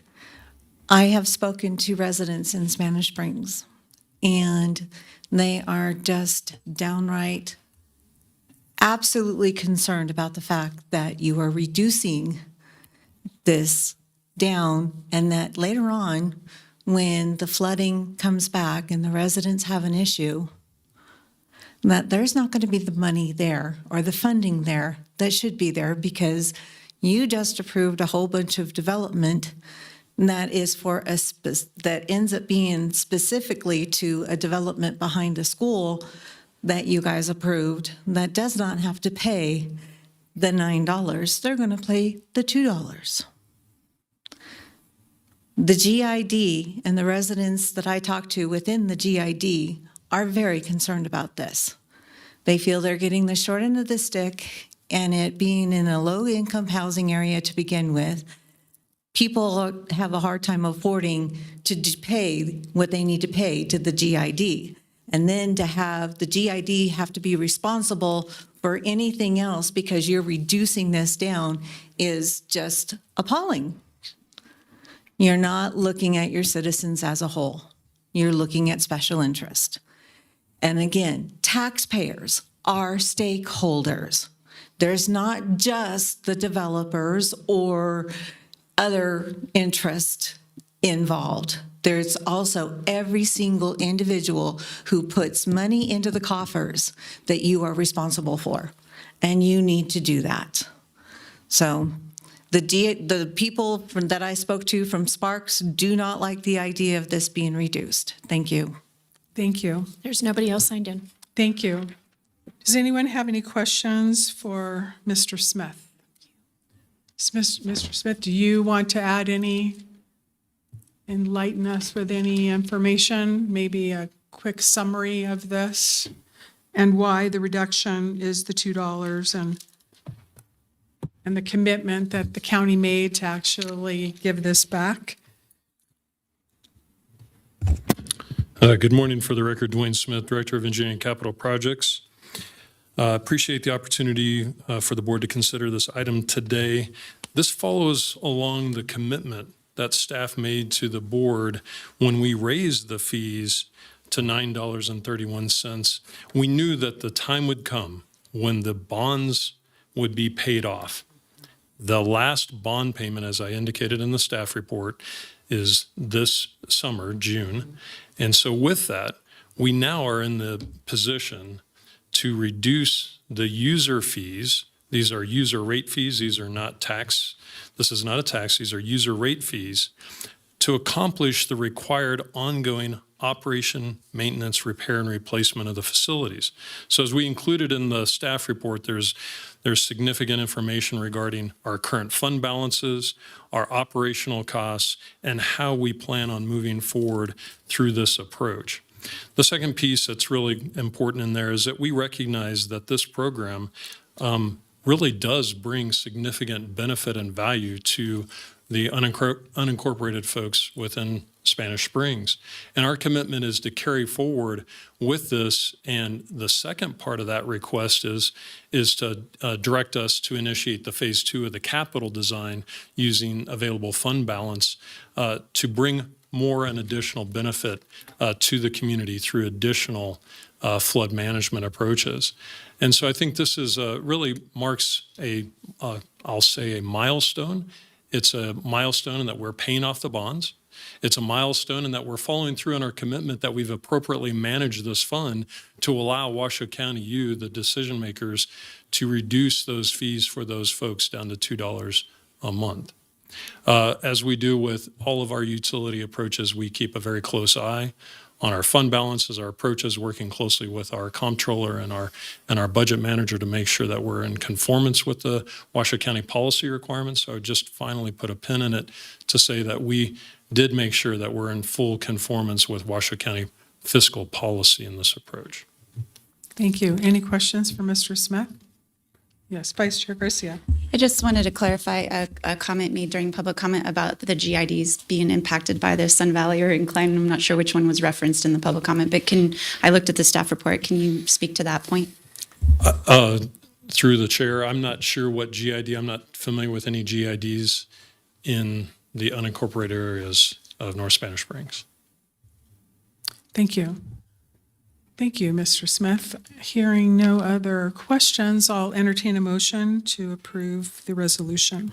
Move to adopt the resolution as outlined in the staff report. Thank you. We have a motion by Commissioner Hale. Do we have a second? Second. Second by Vice Chair Garcia. Any further discussion? Hearing none, I'll call for the vote. All those in favor signify by saying aye. Aye. And also press your tablet. Sometimes it comes up, sometimes it doesn't. Motion carries unanimously. Thank you. We'll go ahead and close item 11, and now we're going to move to item 12. It's the first reading and introduction of ordinance, and I'll go ahead and ask for the ordinance number and the first reading, please. This will be bill number 1947 to adopt a development agreement for Prado Ranch North, WTM 18-002, to extend the deadline for recording the final map to September 9th, 2030. Do we have any public comment? Yes, we do. Great. We have Tammy Holtstill, followed by Danny Cleos. Thank you.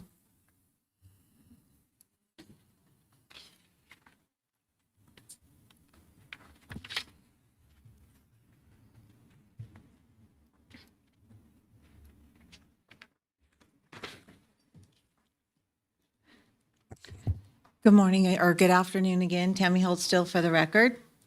Again, this item is being read with special exceptions and special permitting.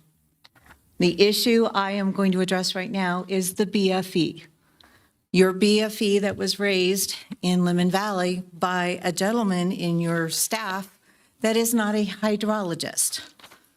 To further show, we in Lemon Valley did not flood in we flooded in 2017, but in the green you will find we didn't flood in those, and it wasn't because of Swan Lake.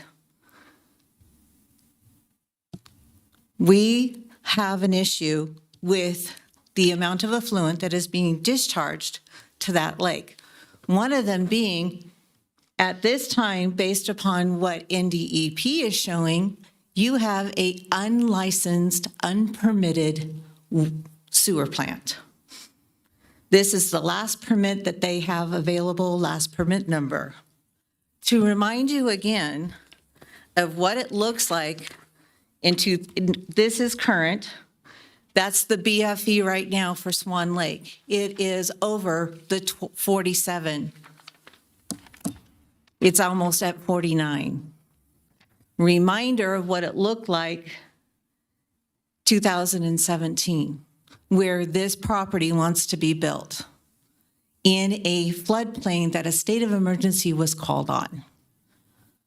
It goes back to, again, you approve to have a hearing and extend this permit with all of the issues that there are in Swan Lake.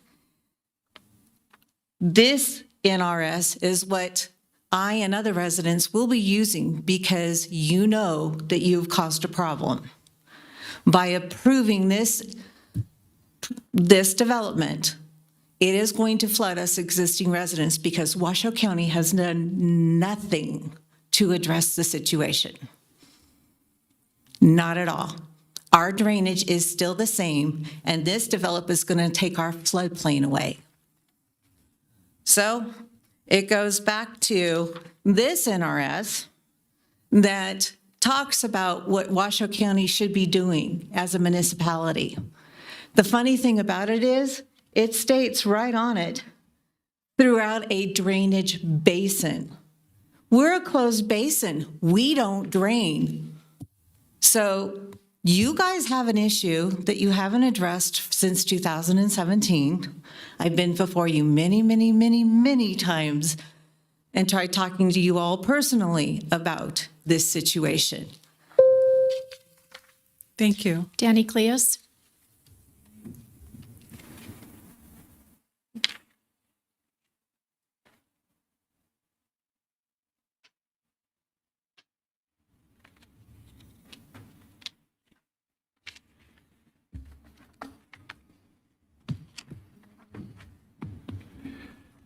Dan Cleus for the record.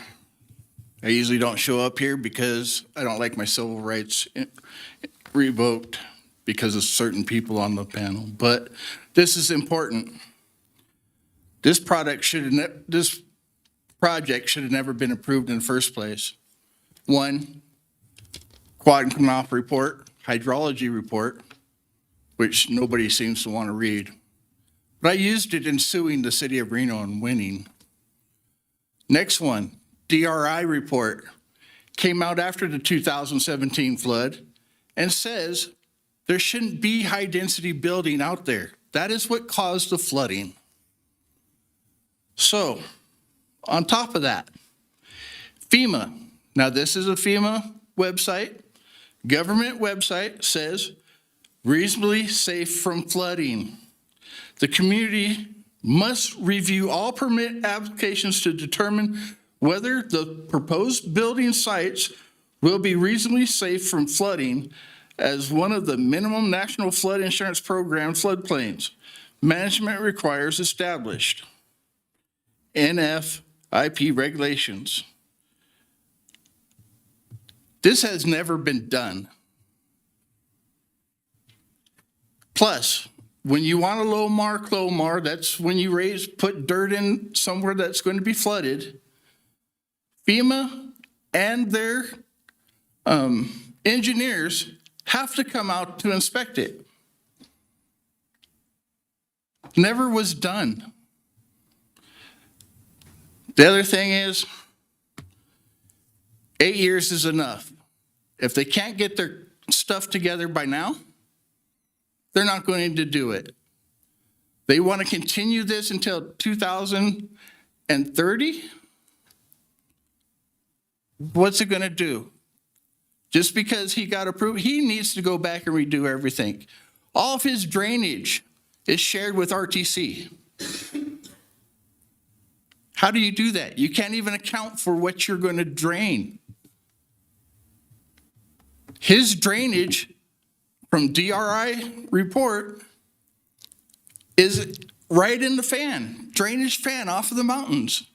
Where's he going to direct that water? To us again? Another thing, this was said back in 2018, I believe, by Mr. Smith, that you cannot build on silt. It is an inbuildable soil. Another one, it just doesn't need to be approved. It doesn't fit our area. Thank you. There's nobody else signed in. I just need an introduction. Thank you so much.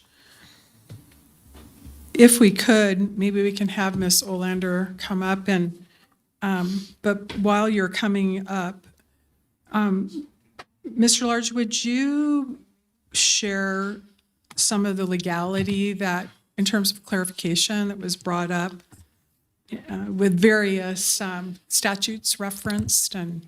Certainly. Just a reminder for the board, what's before you is an introduction and a first reading of an ordinance for the approval of a development agreement. That's the only thing that's before you.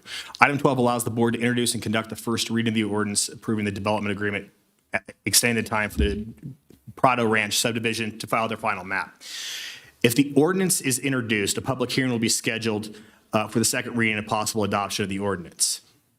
To the extent the concerns relate to notice provided for the item, the introduction and first reading of an ordinance does not require any notice beyond that is what is required by the open meeting law.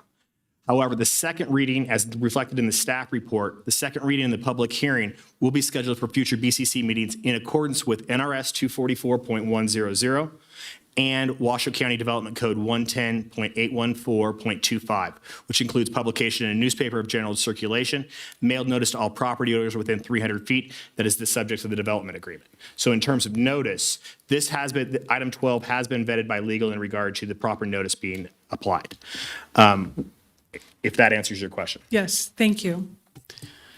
Does anyone have any question for Ms. Olander, since she is here? Or Mr. Lloyd, who's right there too, or anyone else? All right, hearing none, I'll go ahead and we just need a motion for bill number 1947. Madam Chair, I move to introduce bill number 1947 by the county, and set the public hearing and second reading of the ordinance possible for adoption during the meeting of May 26, 2026. Thank you. All right, we'll now move, we're going to close item 12. We're going to move to item 17. Manager Thomas, going to actually, I have to do this officially, right? Going to open up a public hearing. Thank you. This is a public hearing regarding a regulatory zone amendment with case number WRZA 26-0001 and consideration of Planning Commission's recommendation to adopt an amendment to the Truckee Canyon regulatory zone map to change the zoning on one parcel, which is APN 084-060-13, totaling plus or minus 624 acres from 27% Parks and Recreation and 73% General Rural to 100% General Rural. And if approved, authorize the chair to sign a resolution to this effect. And there is additional information in the agenda item as listed. Thank you. And I believe we have a presentation by Ms. Witchy, who's here. 10 minutes.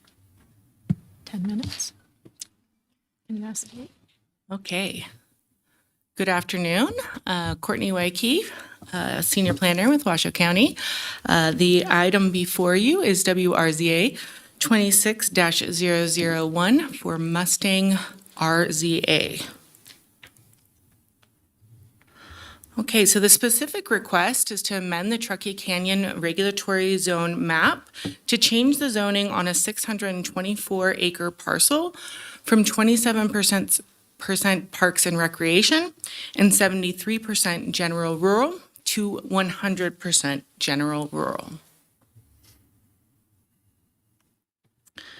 The subject parcel is located at 12005 Interstate 80 East in the Truckee Canyon planning area. The parcel is located on the north side of Interstate I-80 near exit 23 Mustang Road. The existing Parks and Recreation zoning, which is shown in kind of that brighter green, accommodated previous off-road racing events, which are defined as outdoor entertainment and is an allowed use in the PR regulatory zone. The applicant notes the site is no longer being used for recreational purposes, and they wish to return the property to its previous zoning in order to better align with the existing uses on site and surrounding properties. And to clarify, that's to go back to General Rural. The proposed General Rural zoning is consistent with the surrounding General Rural on the parcel and adjacent parcels zoning. Expanded ag pit operations or any other future development will comply with requirements at such time the applicant chooses to do so. There will be no change to the existing access, traffic, or circulation of the site. Applicable agencies reviewed the application. Their comments are included in the staff report, and no comments of concern were received. A neighborhood meeting was held virtually on December 9th of 2025. There were no members of the public that attended. Additionally, staff has received no comments or calls on the request.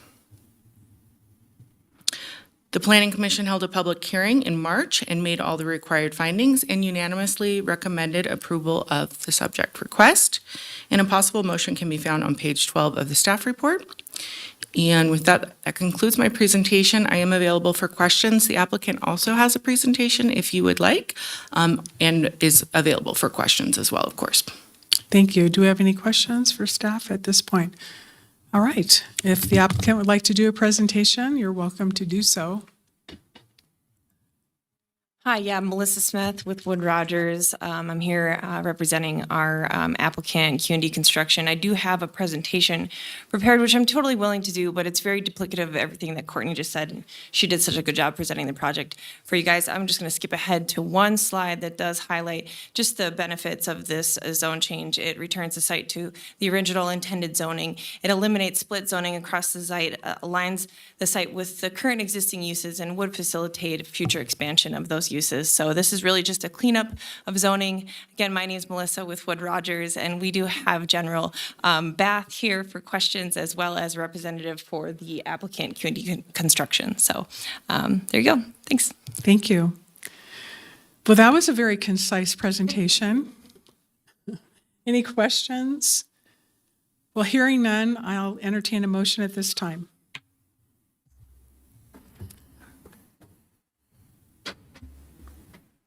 Okay, I guess it's me. Madam Chair, I affirm the Planning Commission's decision and move to adopt the regulatory zone amendment as outlined in the staff report. Second. We have a motion and a second. Any further discussion? Hearing none, I'll call for the vote. All those in favor signify by saying aye. Aye. Aye. Any opposed? Motion carries unanimously. And then I get to do this. Public hearing is officially closed. Madam Chair, for the record, there was no public comment on that Thank you. item. Thank you. Do we have another public hearing? I already did public comment, I thought. No public hearing. Yeah, it's a public hearing. 18. Yeah, now we're going to do the next one. So we're going to close item 17, and now we're going to move to a new public hearing, which is item 18. So I'm going to officially open up the public hearing for 18. Do we have any public comment? There is none. Thank you. Great. So in the spirit of consistency, and given the fact that I guess the previous public hearing could have, I don't know if you can do that, could have given you some time. But we are going to limit, we're certainly going to hear from staff, but we're going to limit the appellant, allowing the appellant to go first and the applicant to go second with 10 minutes on each side. So we'll open it up to staff to open this up, and thank you so much.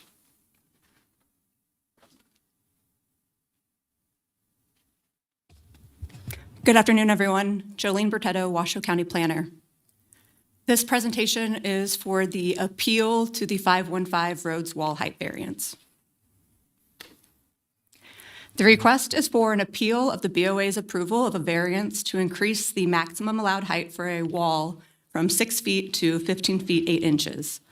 Varying the standard would bring into compliance an existing wall located near the applicant's eastern property line. The subject parcel where the wall is located is at 515 Rhodes Road. It is a little over 5 acres in size. It is in the low-density suburban regulatory zone in the South Valley's planning area.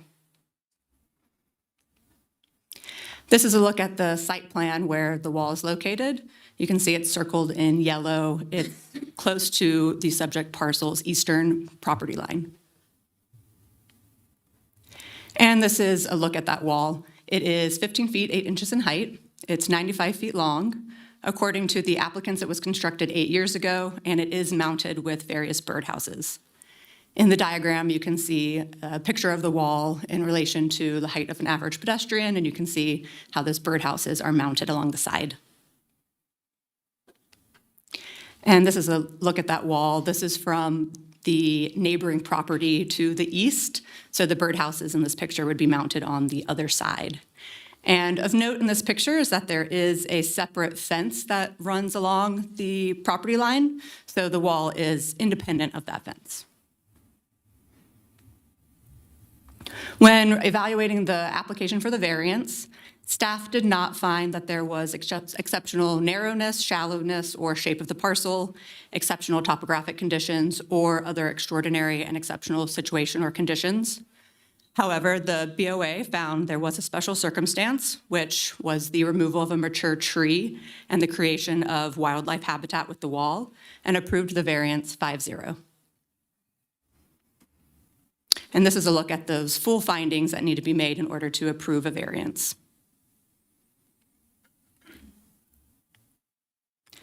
The recommendation for today is to review the record and take one of the following actions. Affirm the BOA's decision and approve the variance, which would include the conditions of approval that are in attachment H, or to reverse the BOA's decision and deny the variance. Thank you. And a representative for the appellant is here with a presentation, as well as a representative for the original variance applicant. Thank you so much. So we'll hear from the appellant at this time, and then we'll set the clock for 10 minutes. Thank you. We'll wait till you get up.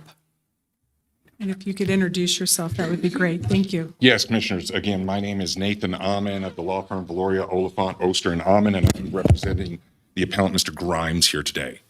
There's a little bit of history with this, and at the Board of Adjustment hearing, I was not available. I was not there. My client was actually not aware of it until about 2 days beforehand, and he was out of the country and participated very minimally. So there was very little participation by the appellate side at that hearing.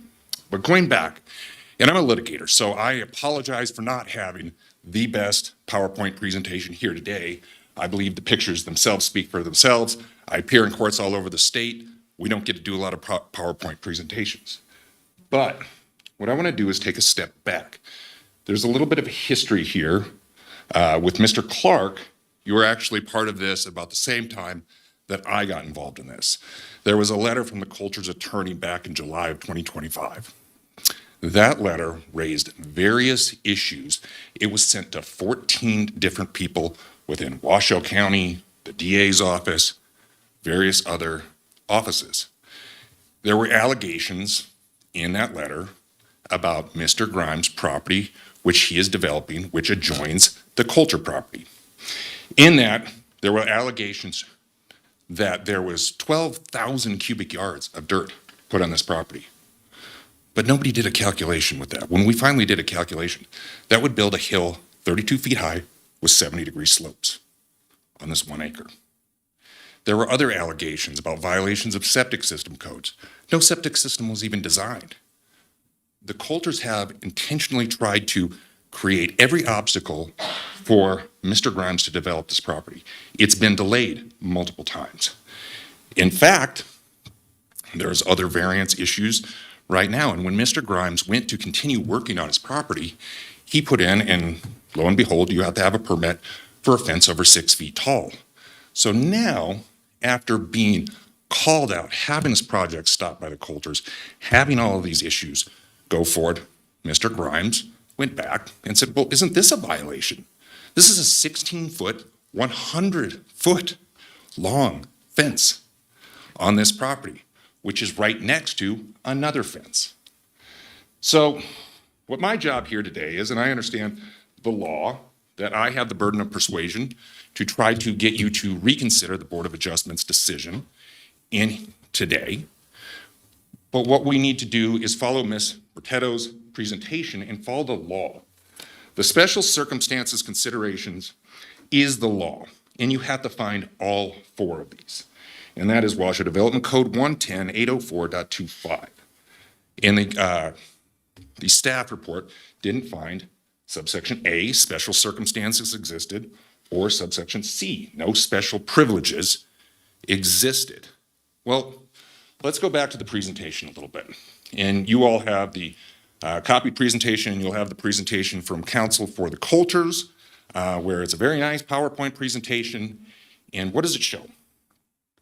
It shows a 16-foot tall fence. Now, what I find curious is the term wildlife preservation wall. That's nowhere in the Washoe County Code. We don't even know what it is. I give them an A for creativity. But what is it, really? The Board of Adjustment couldn't determine whether it was a fence because it's right next to another fence. They couldn't determine whether it was a structure because of the size, and right because it was next to the fence. So it encroached on the property line if it's a structure, and if it's a fence, it nearly tripled what the code requires. So that's where we are at. And the idea in the presentation that we had to cut down a wall, or a tree fell down, so we had to put up a wall to preserve the trees. I don't really understand this. So it's on the east side of the property. There's something in the report that talks about you have to have this wall to protect the trees. But the wall doesn't protect the trees. Everybody who lives here knows the wind comes from the west to the east. So you'll see in the presentation by the Coulters, all the trees are to the west of the fence. Now, if you want to call it a wildlife preservation wall, that's another curious thing. Again, I present in courts all over. What we have in a requirement where you have a unique situation, scientific issues, you have to have some sort of expert. Here, if you wanted to have some sort of support that this 16-foot tall, 100-foot wall helped migratory birds, I love birds, but there's no actual scientific proof. There's no biology report. There's nothing saying this is doing what they say it's doing. In fact, the bird houses were put up in February of this year.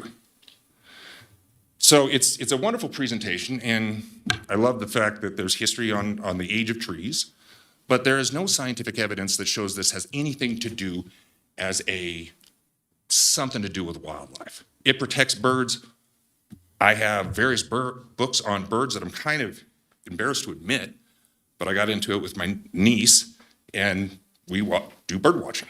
So I'm involved in that. So I don't really see how this complies. And that's where the Board of Adjustment really never addressed the elements. They never came up with really anything to decide on special circumstances and no special privileges. Well, Mr. Grimes is an aggrieved person. That's a new argument that we're going to hear today, that he's an aggrieved person because, number one, he can't see it from his property. And mind you, Mr. Grimes' property that they're calling out in their presentation is not the property at issue. The property at issue is right next to the Coulters' property. And in fact, the Coulters, in this ongoing saga, have constructed a light pole with a camera on it, looking directly into Mr. Grimes' property, which will likely be the subject of a lawsuit as soon as Mr. Grimes is able to build, and that invades his privacy. But what could he do? He could build a 16-foot fence, maybe 30-foot, to protect himself from the camera that has been built on that side. But where does it end? Now we're just going to start building 16-foot fences all around Washoe Valley, all around these houses. I represent fencing companies. They'd love for the opportunity to charge $100,000 to build a large fence. So we would request that the commissioners here review the Board of Adjustments. And some of the comments that were made during the Board of Adjustments hearing to justify the variance were, it's cool. What was another one? Looked like it was done in pretty good faith. But here's the reality. The letter, and these letters are in the file. They've been submitted, so they're in the record. The letter that Mr. Clark was copied on, the Coulters demanded that Mr. Grimes return his entire property to native conditions. Remove the dirt, put it back to native, don't build here. I believe that the wall was really just put up for privacy.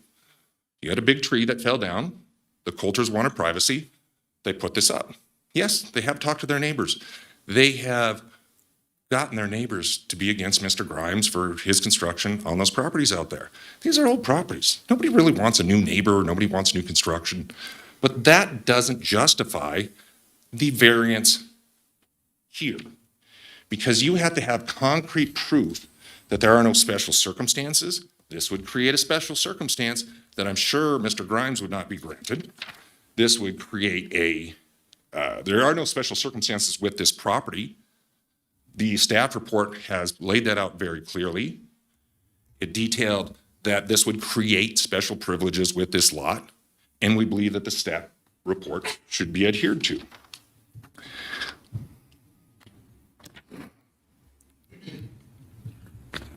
Now, when the commissioners here apply all of these factors to the Coulter's argument, it just doesn't hold water. It's a 16-foot fence. It should not be allowed. And what we're asking is Mr. Grimes, as an aggrieved party, as a future neighbor to the Coulters, he wants them held to the same standard that he's held to. He went and applied for a fence permit and told that you have a 6-foot limitation. The Coulters, on the other hand, went and built this 8 years ago without looking at whether a board approval was required. Thereby, based on the application to the Washoe County Code, we don't believe this variance should be allowed, and the Coulters should be held to the same standards as Mr. Grimes. Thank you. Thank you. We'll now call for the applicant. Good afternoon, Madam Chair, members of the Commission, County Manager, Mr. Large, good to see you. Wait for my presentation to pop up. Perfect.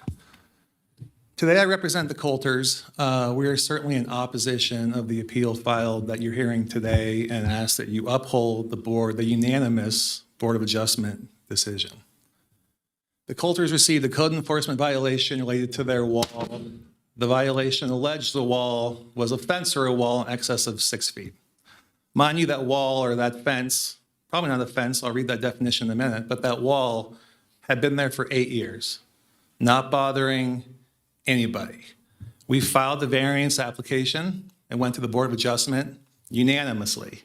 Your Board of Adjustment is very smart. There's a lot of personalities on that board. A unanimous decision does not come out every day. A unanimous decision came out of that hearing.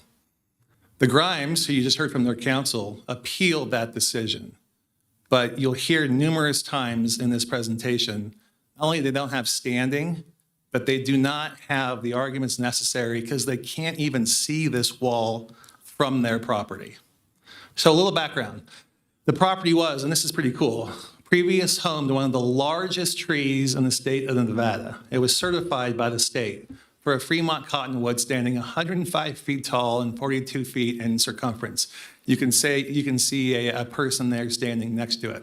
The size of the tree and the property's location within that migratory bird path meant the tree was home to substantial wildlife.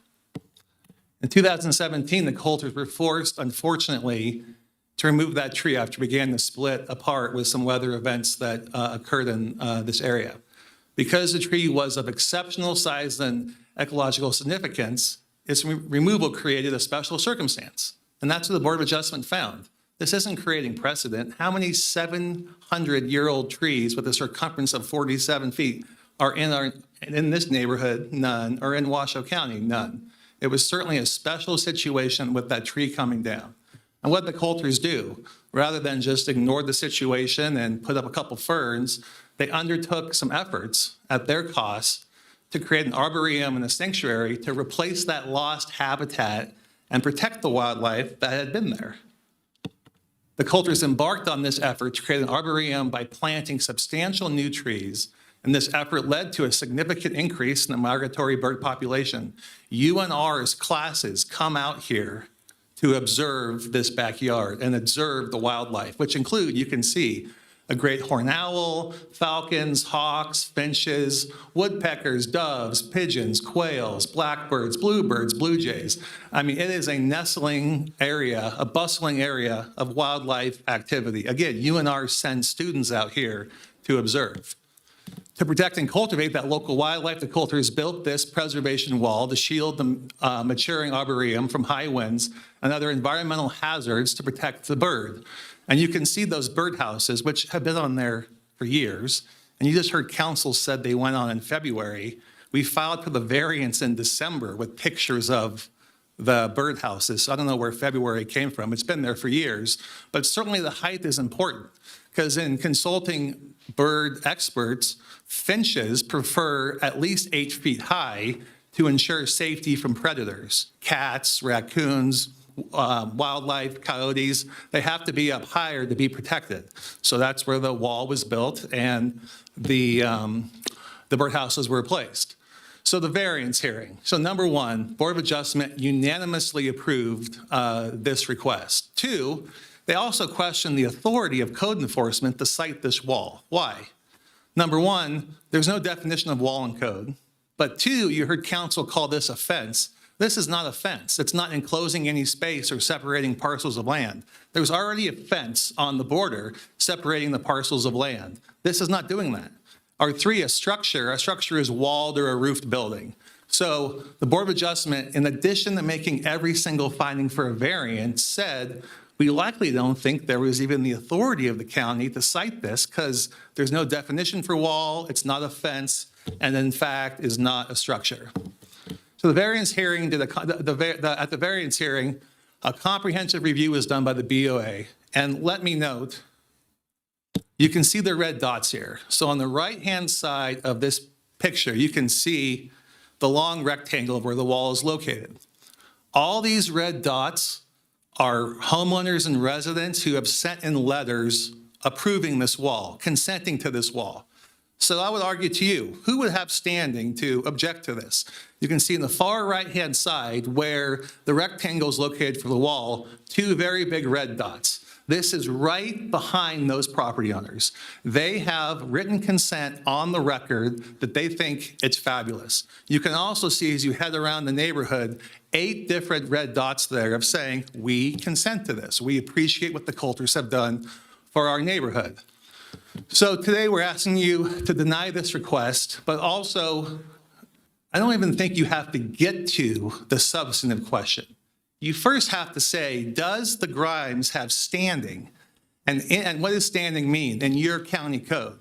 It means injury to personal or property rights, not merely a party who is dissatisfied with the decision.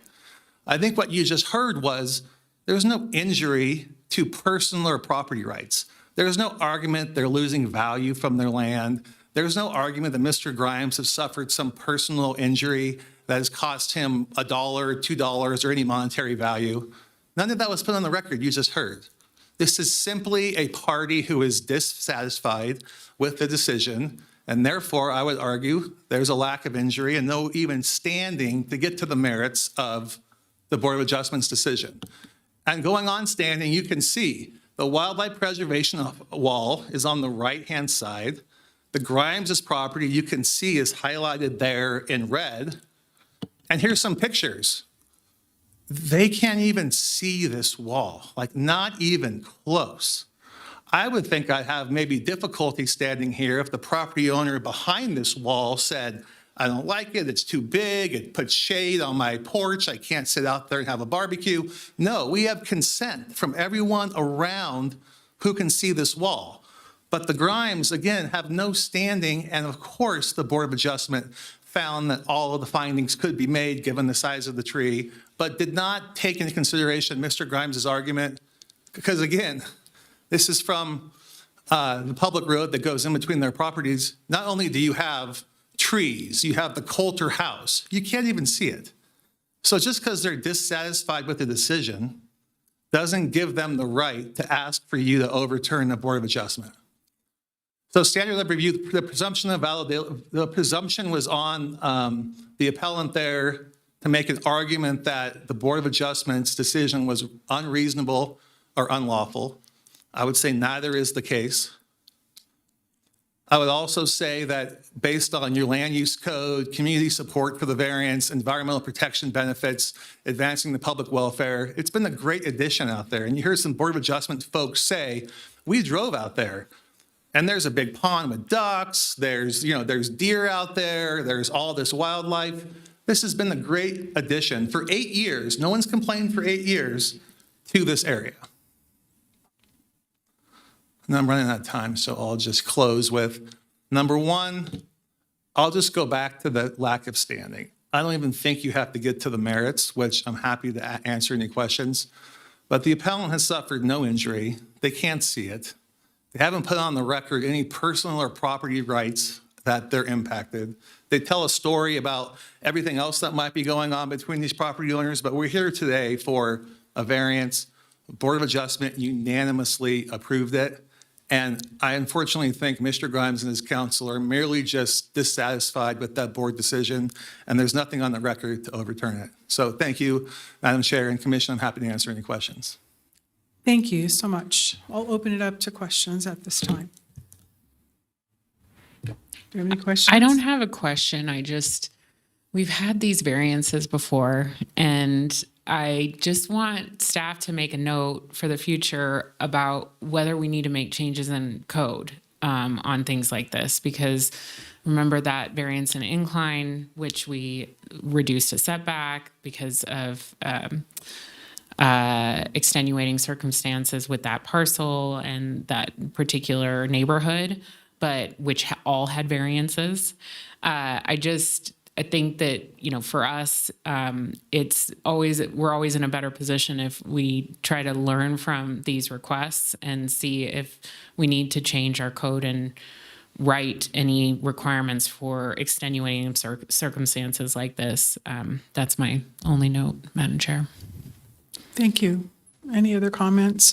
I'll echo Commissioner Hill. I watch the BOA, and one of the members had actually questioned the application of the modifications, director's modifications in Article 438 in the Development Code, which staff clearly stated did not apply. I believe, Mr. Lloyd, you helped clarify that as well. Mm-hmm. And I think that this has brought up opportunities to look at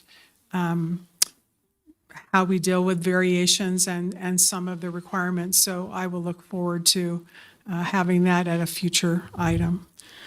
So we have called for public comment, and we've heard from both the applicant and the appellant and staff. If there aren't any other questions, I'll entertain a motion at this time. So moved to uphold the Board of, oh my gosh. Board of Adjustment. Thank you. That's okay. I lost the word Board of Adjustments decision. Okay, and I'll second. Any further discussion? Hearing none, I'll call for the vote. All those in favor, you can press the button or say aye. Aye. Aye. Any opposed? Motion carries unanimously. Thank you so much. We'll go ahead and close item 18, and I'm going to do this. Hearing closed. All right. We'll move now to item 19, which is public comment. Manager Thomas. Chair, comment heard under this item will be limited to 3 minutes per person. It may pertain to matters both on and off the commission agenda. Unused time may not be allocated to other speakers, and please make your comments to the commission as a whole.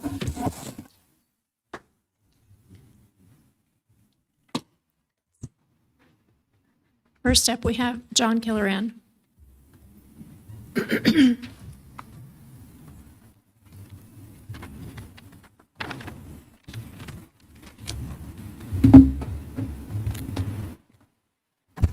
Good afternoon.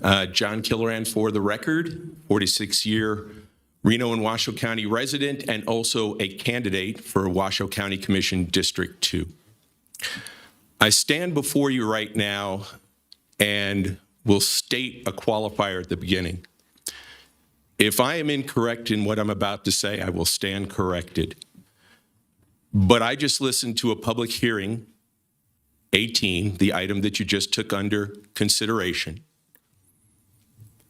And I did not hear a disclosure during this entire meeting from the District 2 Commissioner identifying that one of the principals in this public hearing is his single largest campaign contributor. For a candidate looking to be reelected who places his platform on honesty, integrity, transparency, and ethics, I can't think of a more basic function within this body than the simple disclosure of that particular situation. In this very meeting, earlier, a different commissioner noted disclosures of relationships over 2 of the items on this agenda. These are not words that should be bandied about as political campaign rhetoric. They mean things to people. I know, because as I speak with people, they want people in positions, on commissions, and other jurisdictional bodies that manifest those very attributes. They can't just be campaign rhetoric, they have to be practiced. Now, I also want to make something abundantly clear. It is not the responsibility of either the applicant or the appellant to disclose, although during presentations, I heard Commissioner Clark's name brought up as having been apprised of these situations. He should be. It's the district that both he and I live in. But it's not their responsibility or job to disclose. It is his. It is a violation of the highest kind, I believe, in ethics, transparency, and honesty. Thank you for your time. Thank you. There's nobody else signed in. Thank you. We'll go ahead and close public comment at this time and move to item 20, Commissioner County Manager's announcements. Manager Thomas. Thank you, Madam Chair. This is Commissioners, County Managers' announcements, reports, and updates to include boards and commission updates, requests for information, or topics for future agendas. I do not have anything. Anyone have anything? Commissioner Clark? Vice Chair Garcia? Well, I get, please. Apologies, Madam Chair. I know we want to end the meeting. I want to clarify a couple of statements that were made during public comments throughout the day that have legal ramifications that I wanted to address. The first was this morning in regard to the drop boxes and the location. NRS, in terms of the inaccuracy of whether there was an inaccuracy in regard to where it could be put at the CARES campus. NRS 293.269921, subsection 3, allows the county clerk to establish a ballot drop box at any other location in the county where mail ballots can be delivered by hand and collected during the period for early voting and on election day. It does not need to be at a polling place. So that was inaccurate. Additionally, NRS 281A.420, subsection 2, subsection A, does not require a commissioner to disclose campaign contributions during an item. Thank you. Any other comments? We're going to close this meeting at 1:04. Thank you.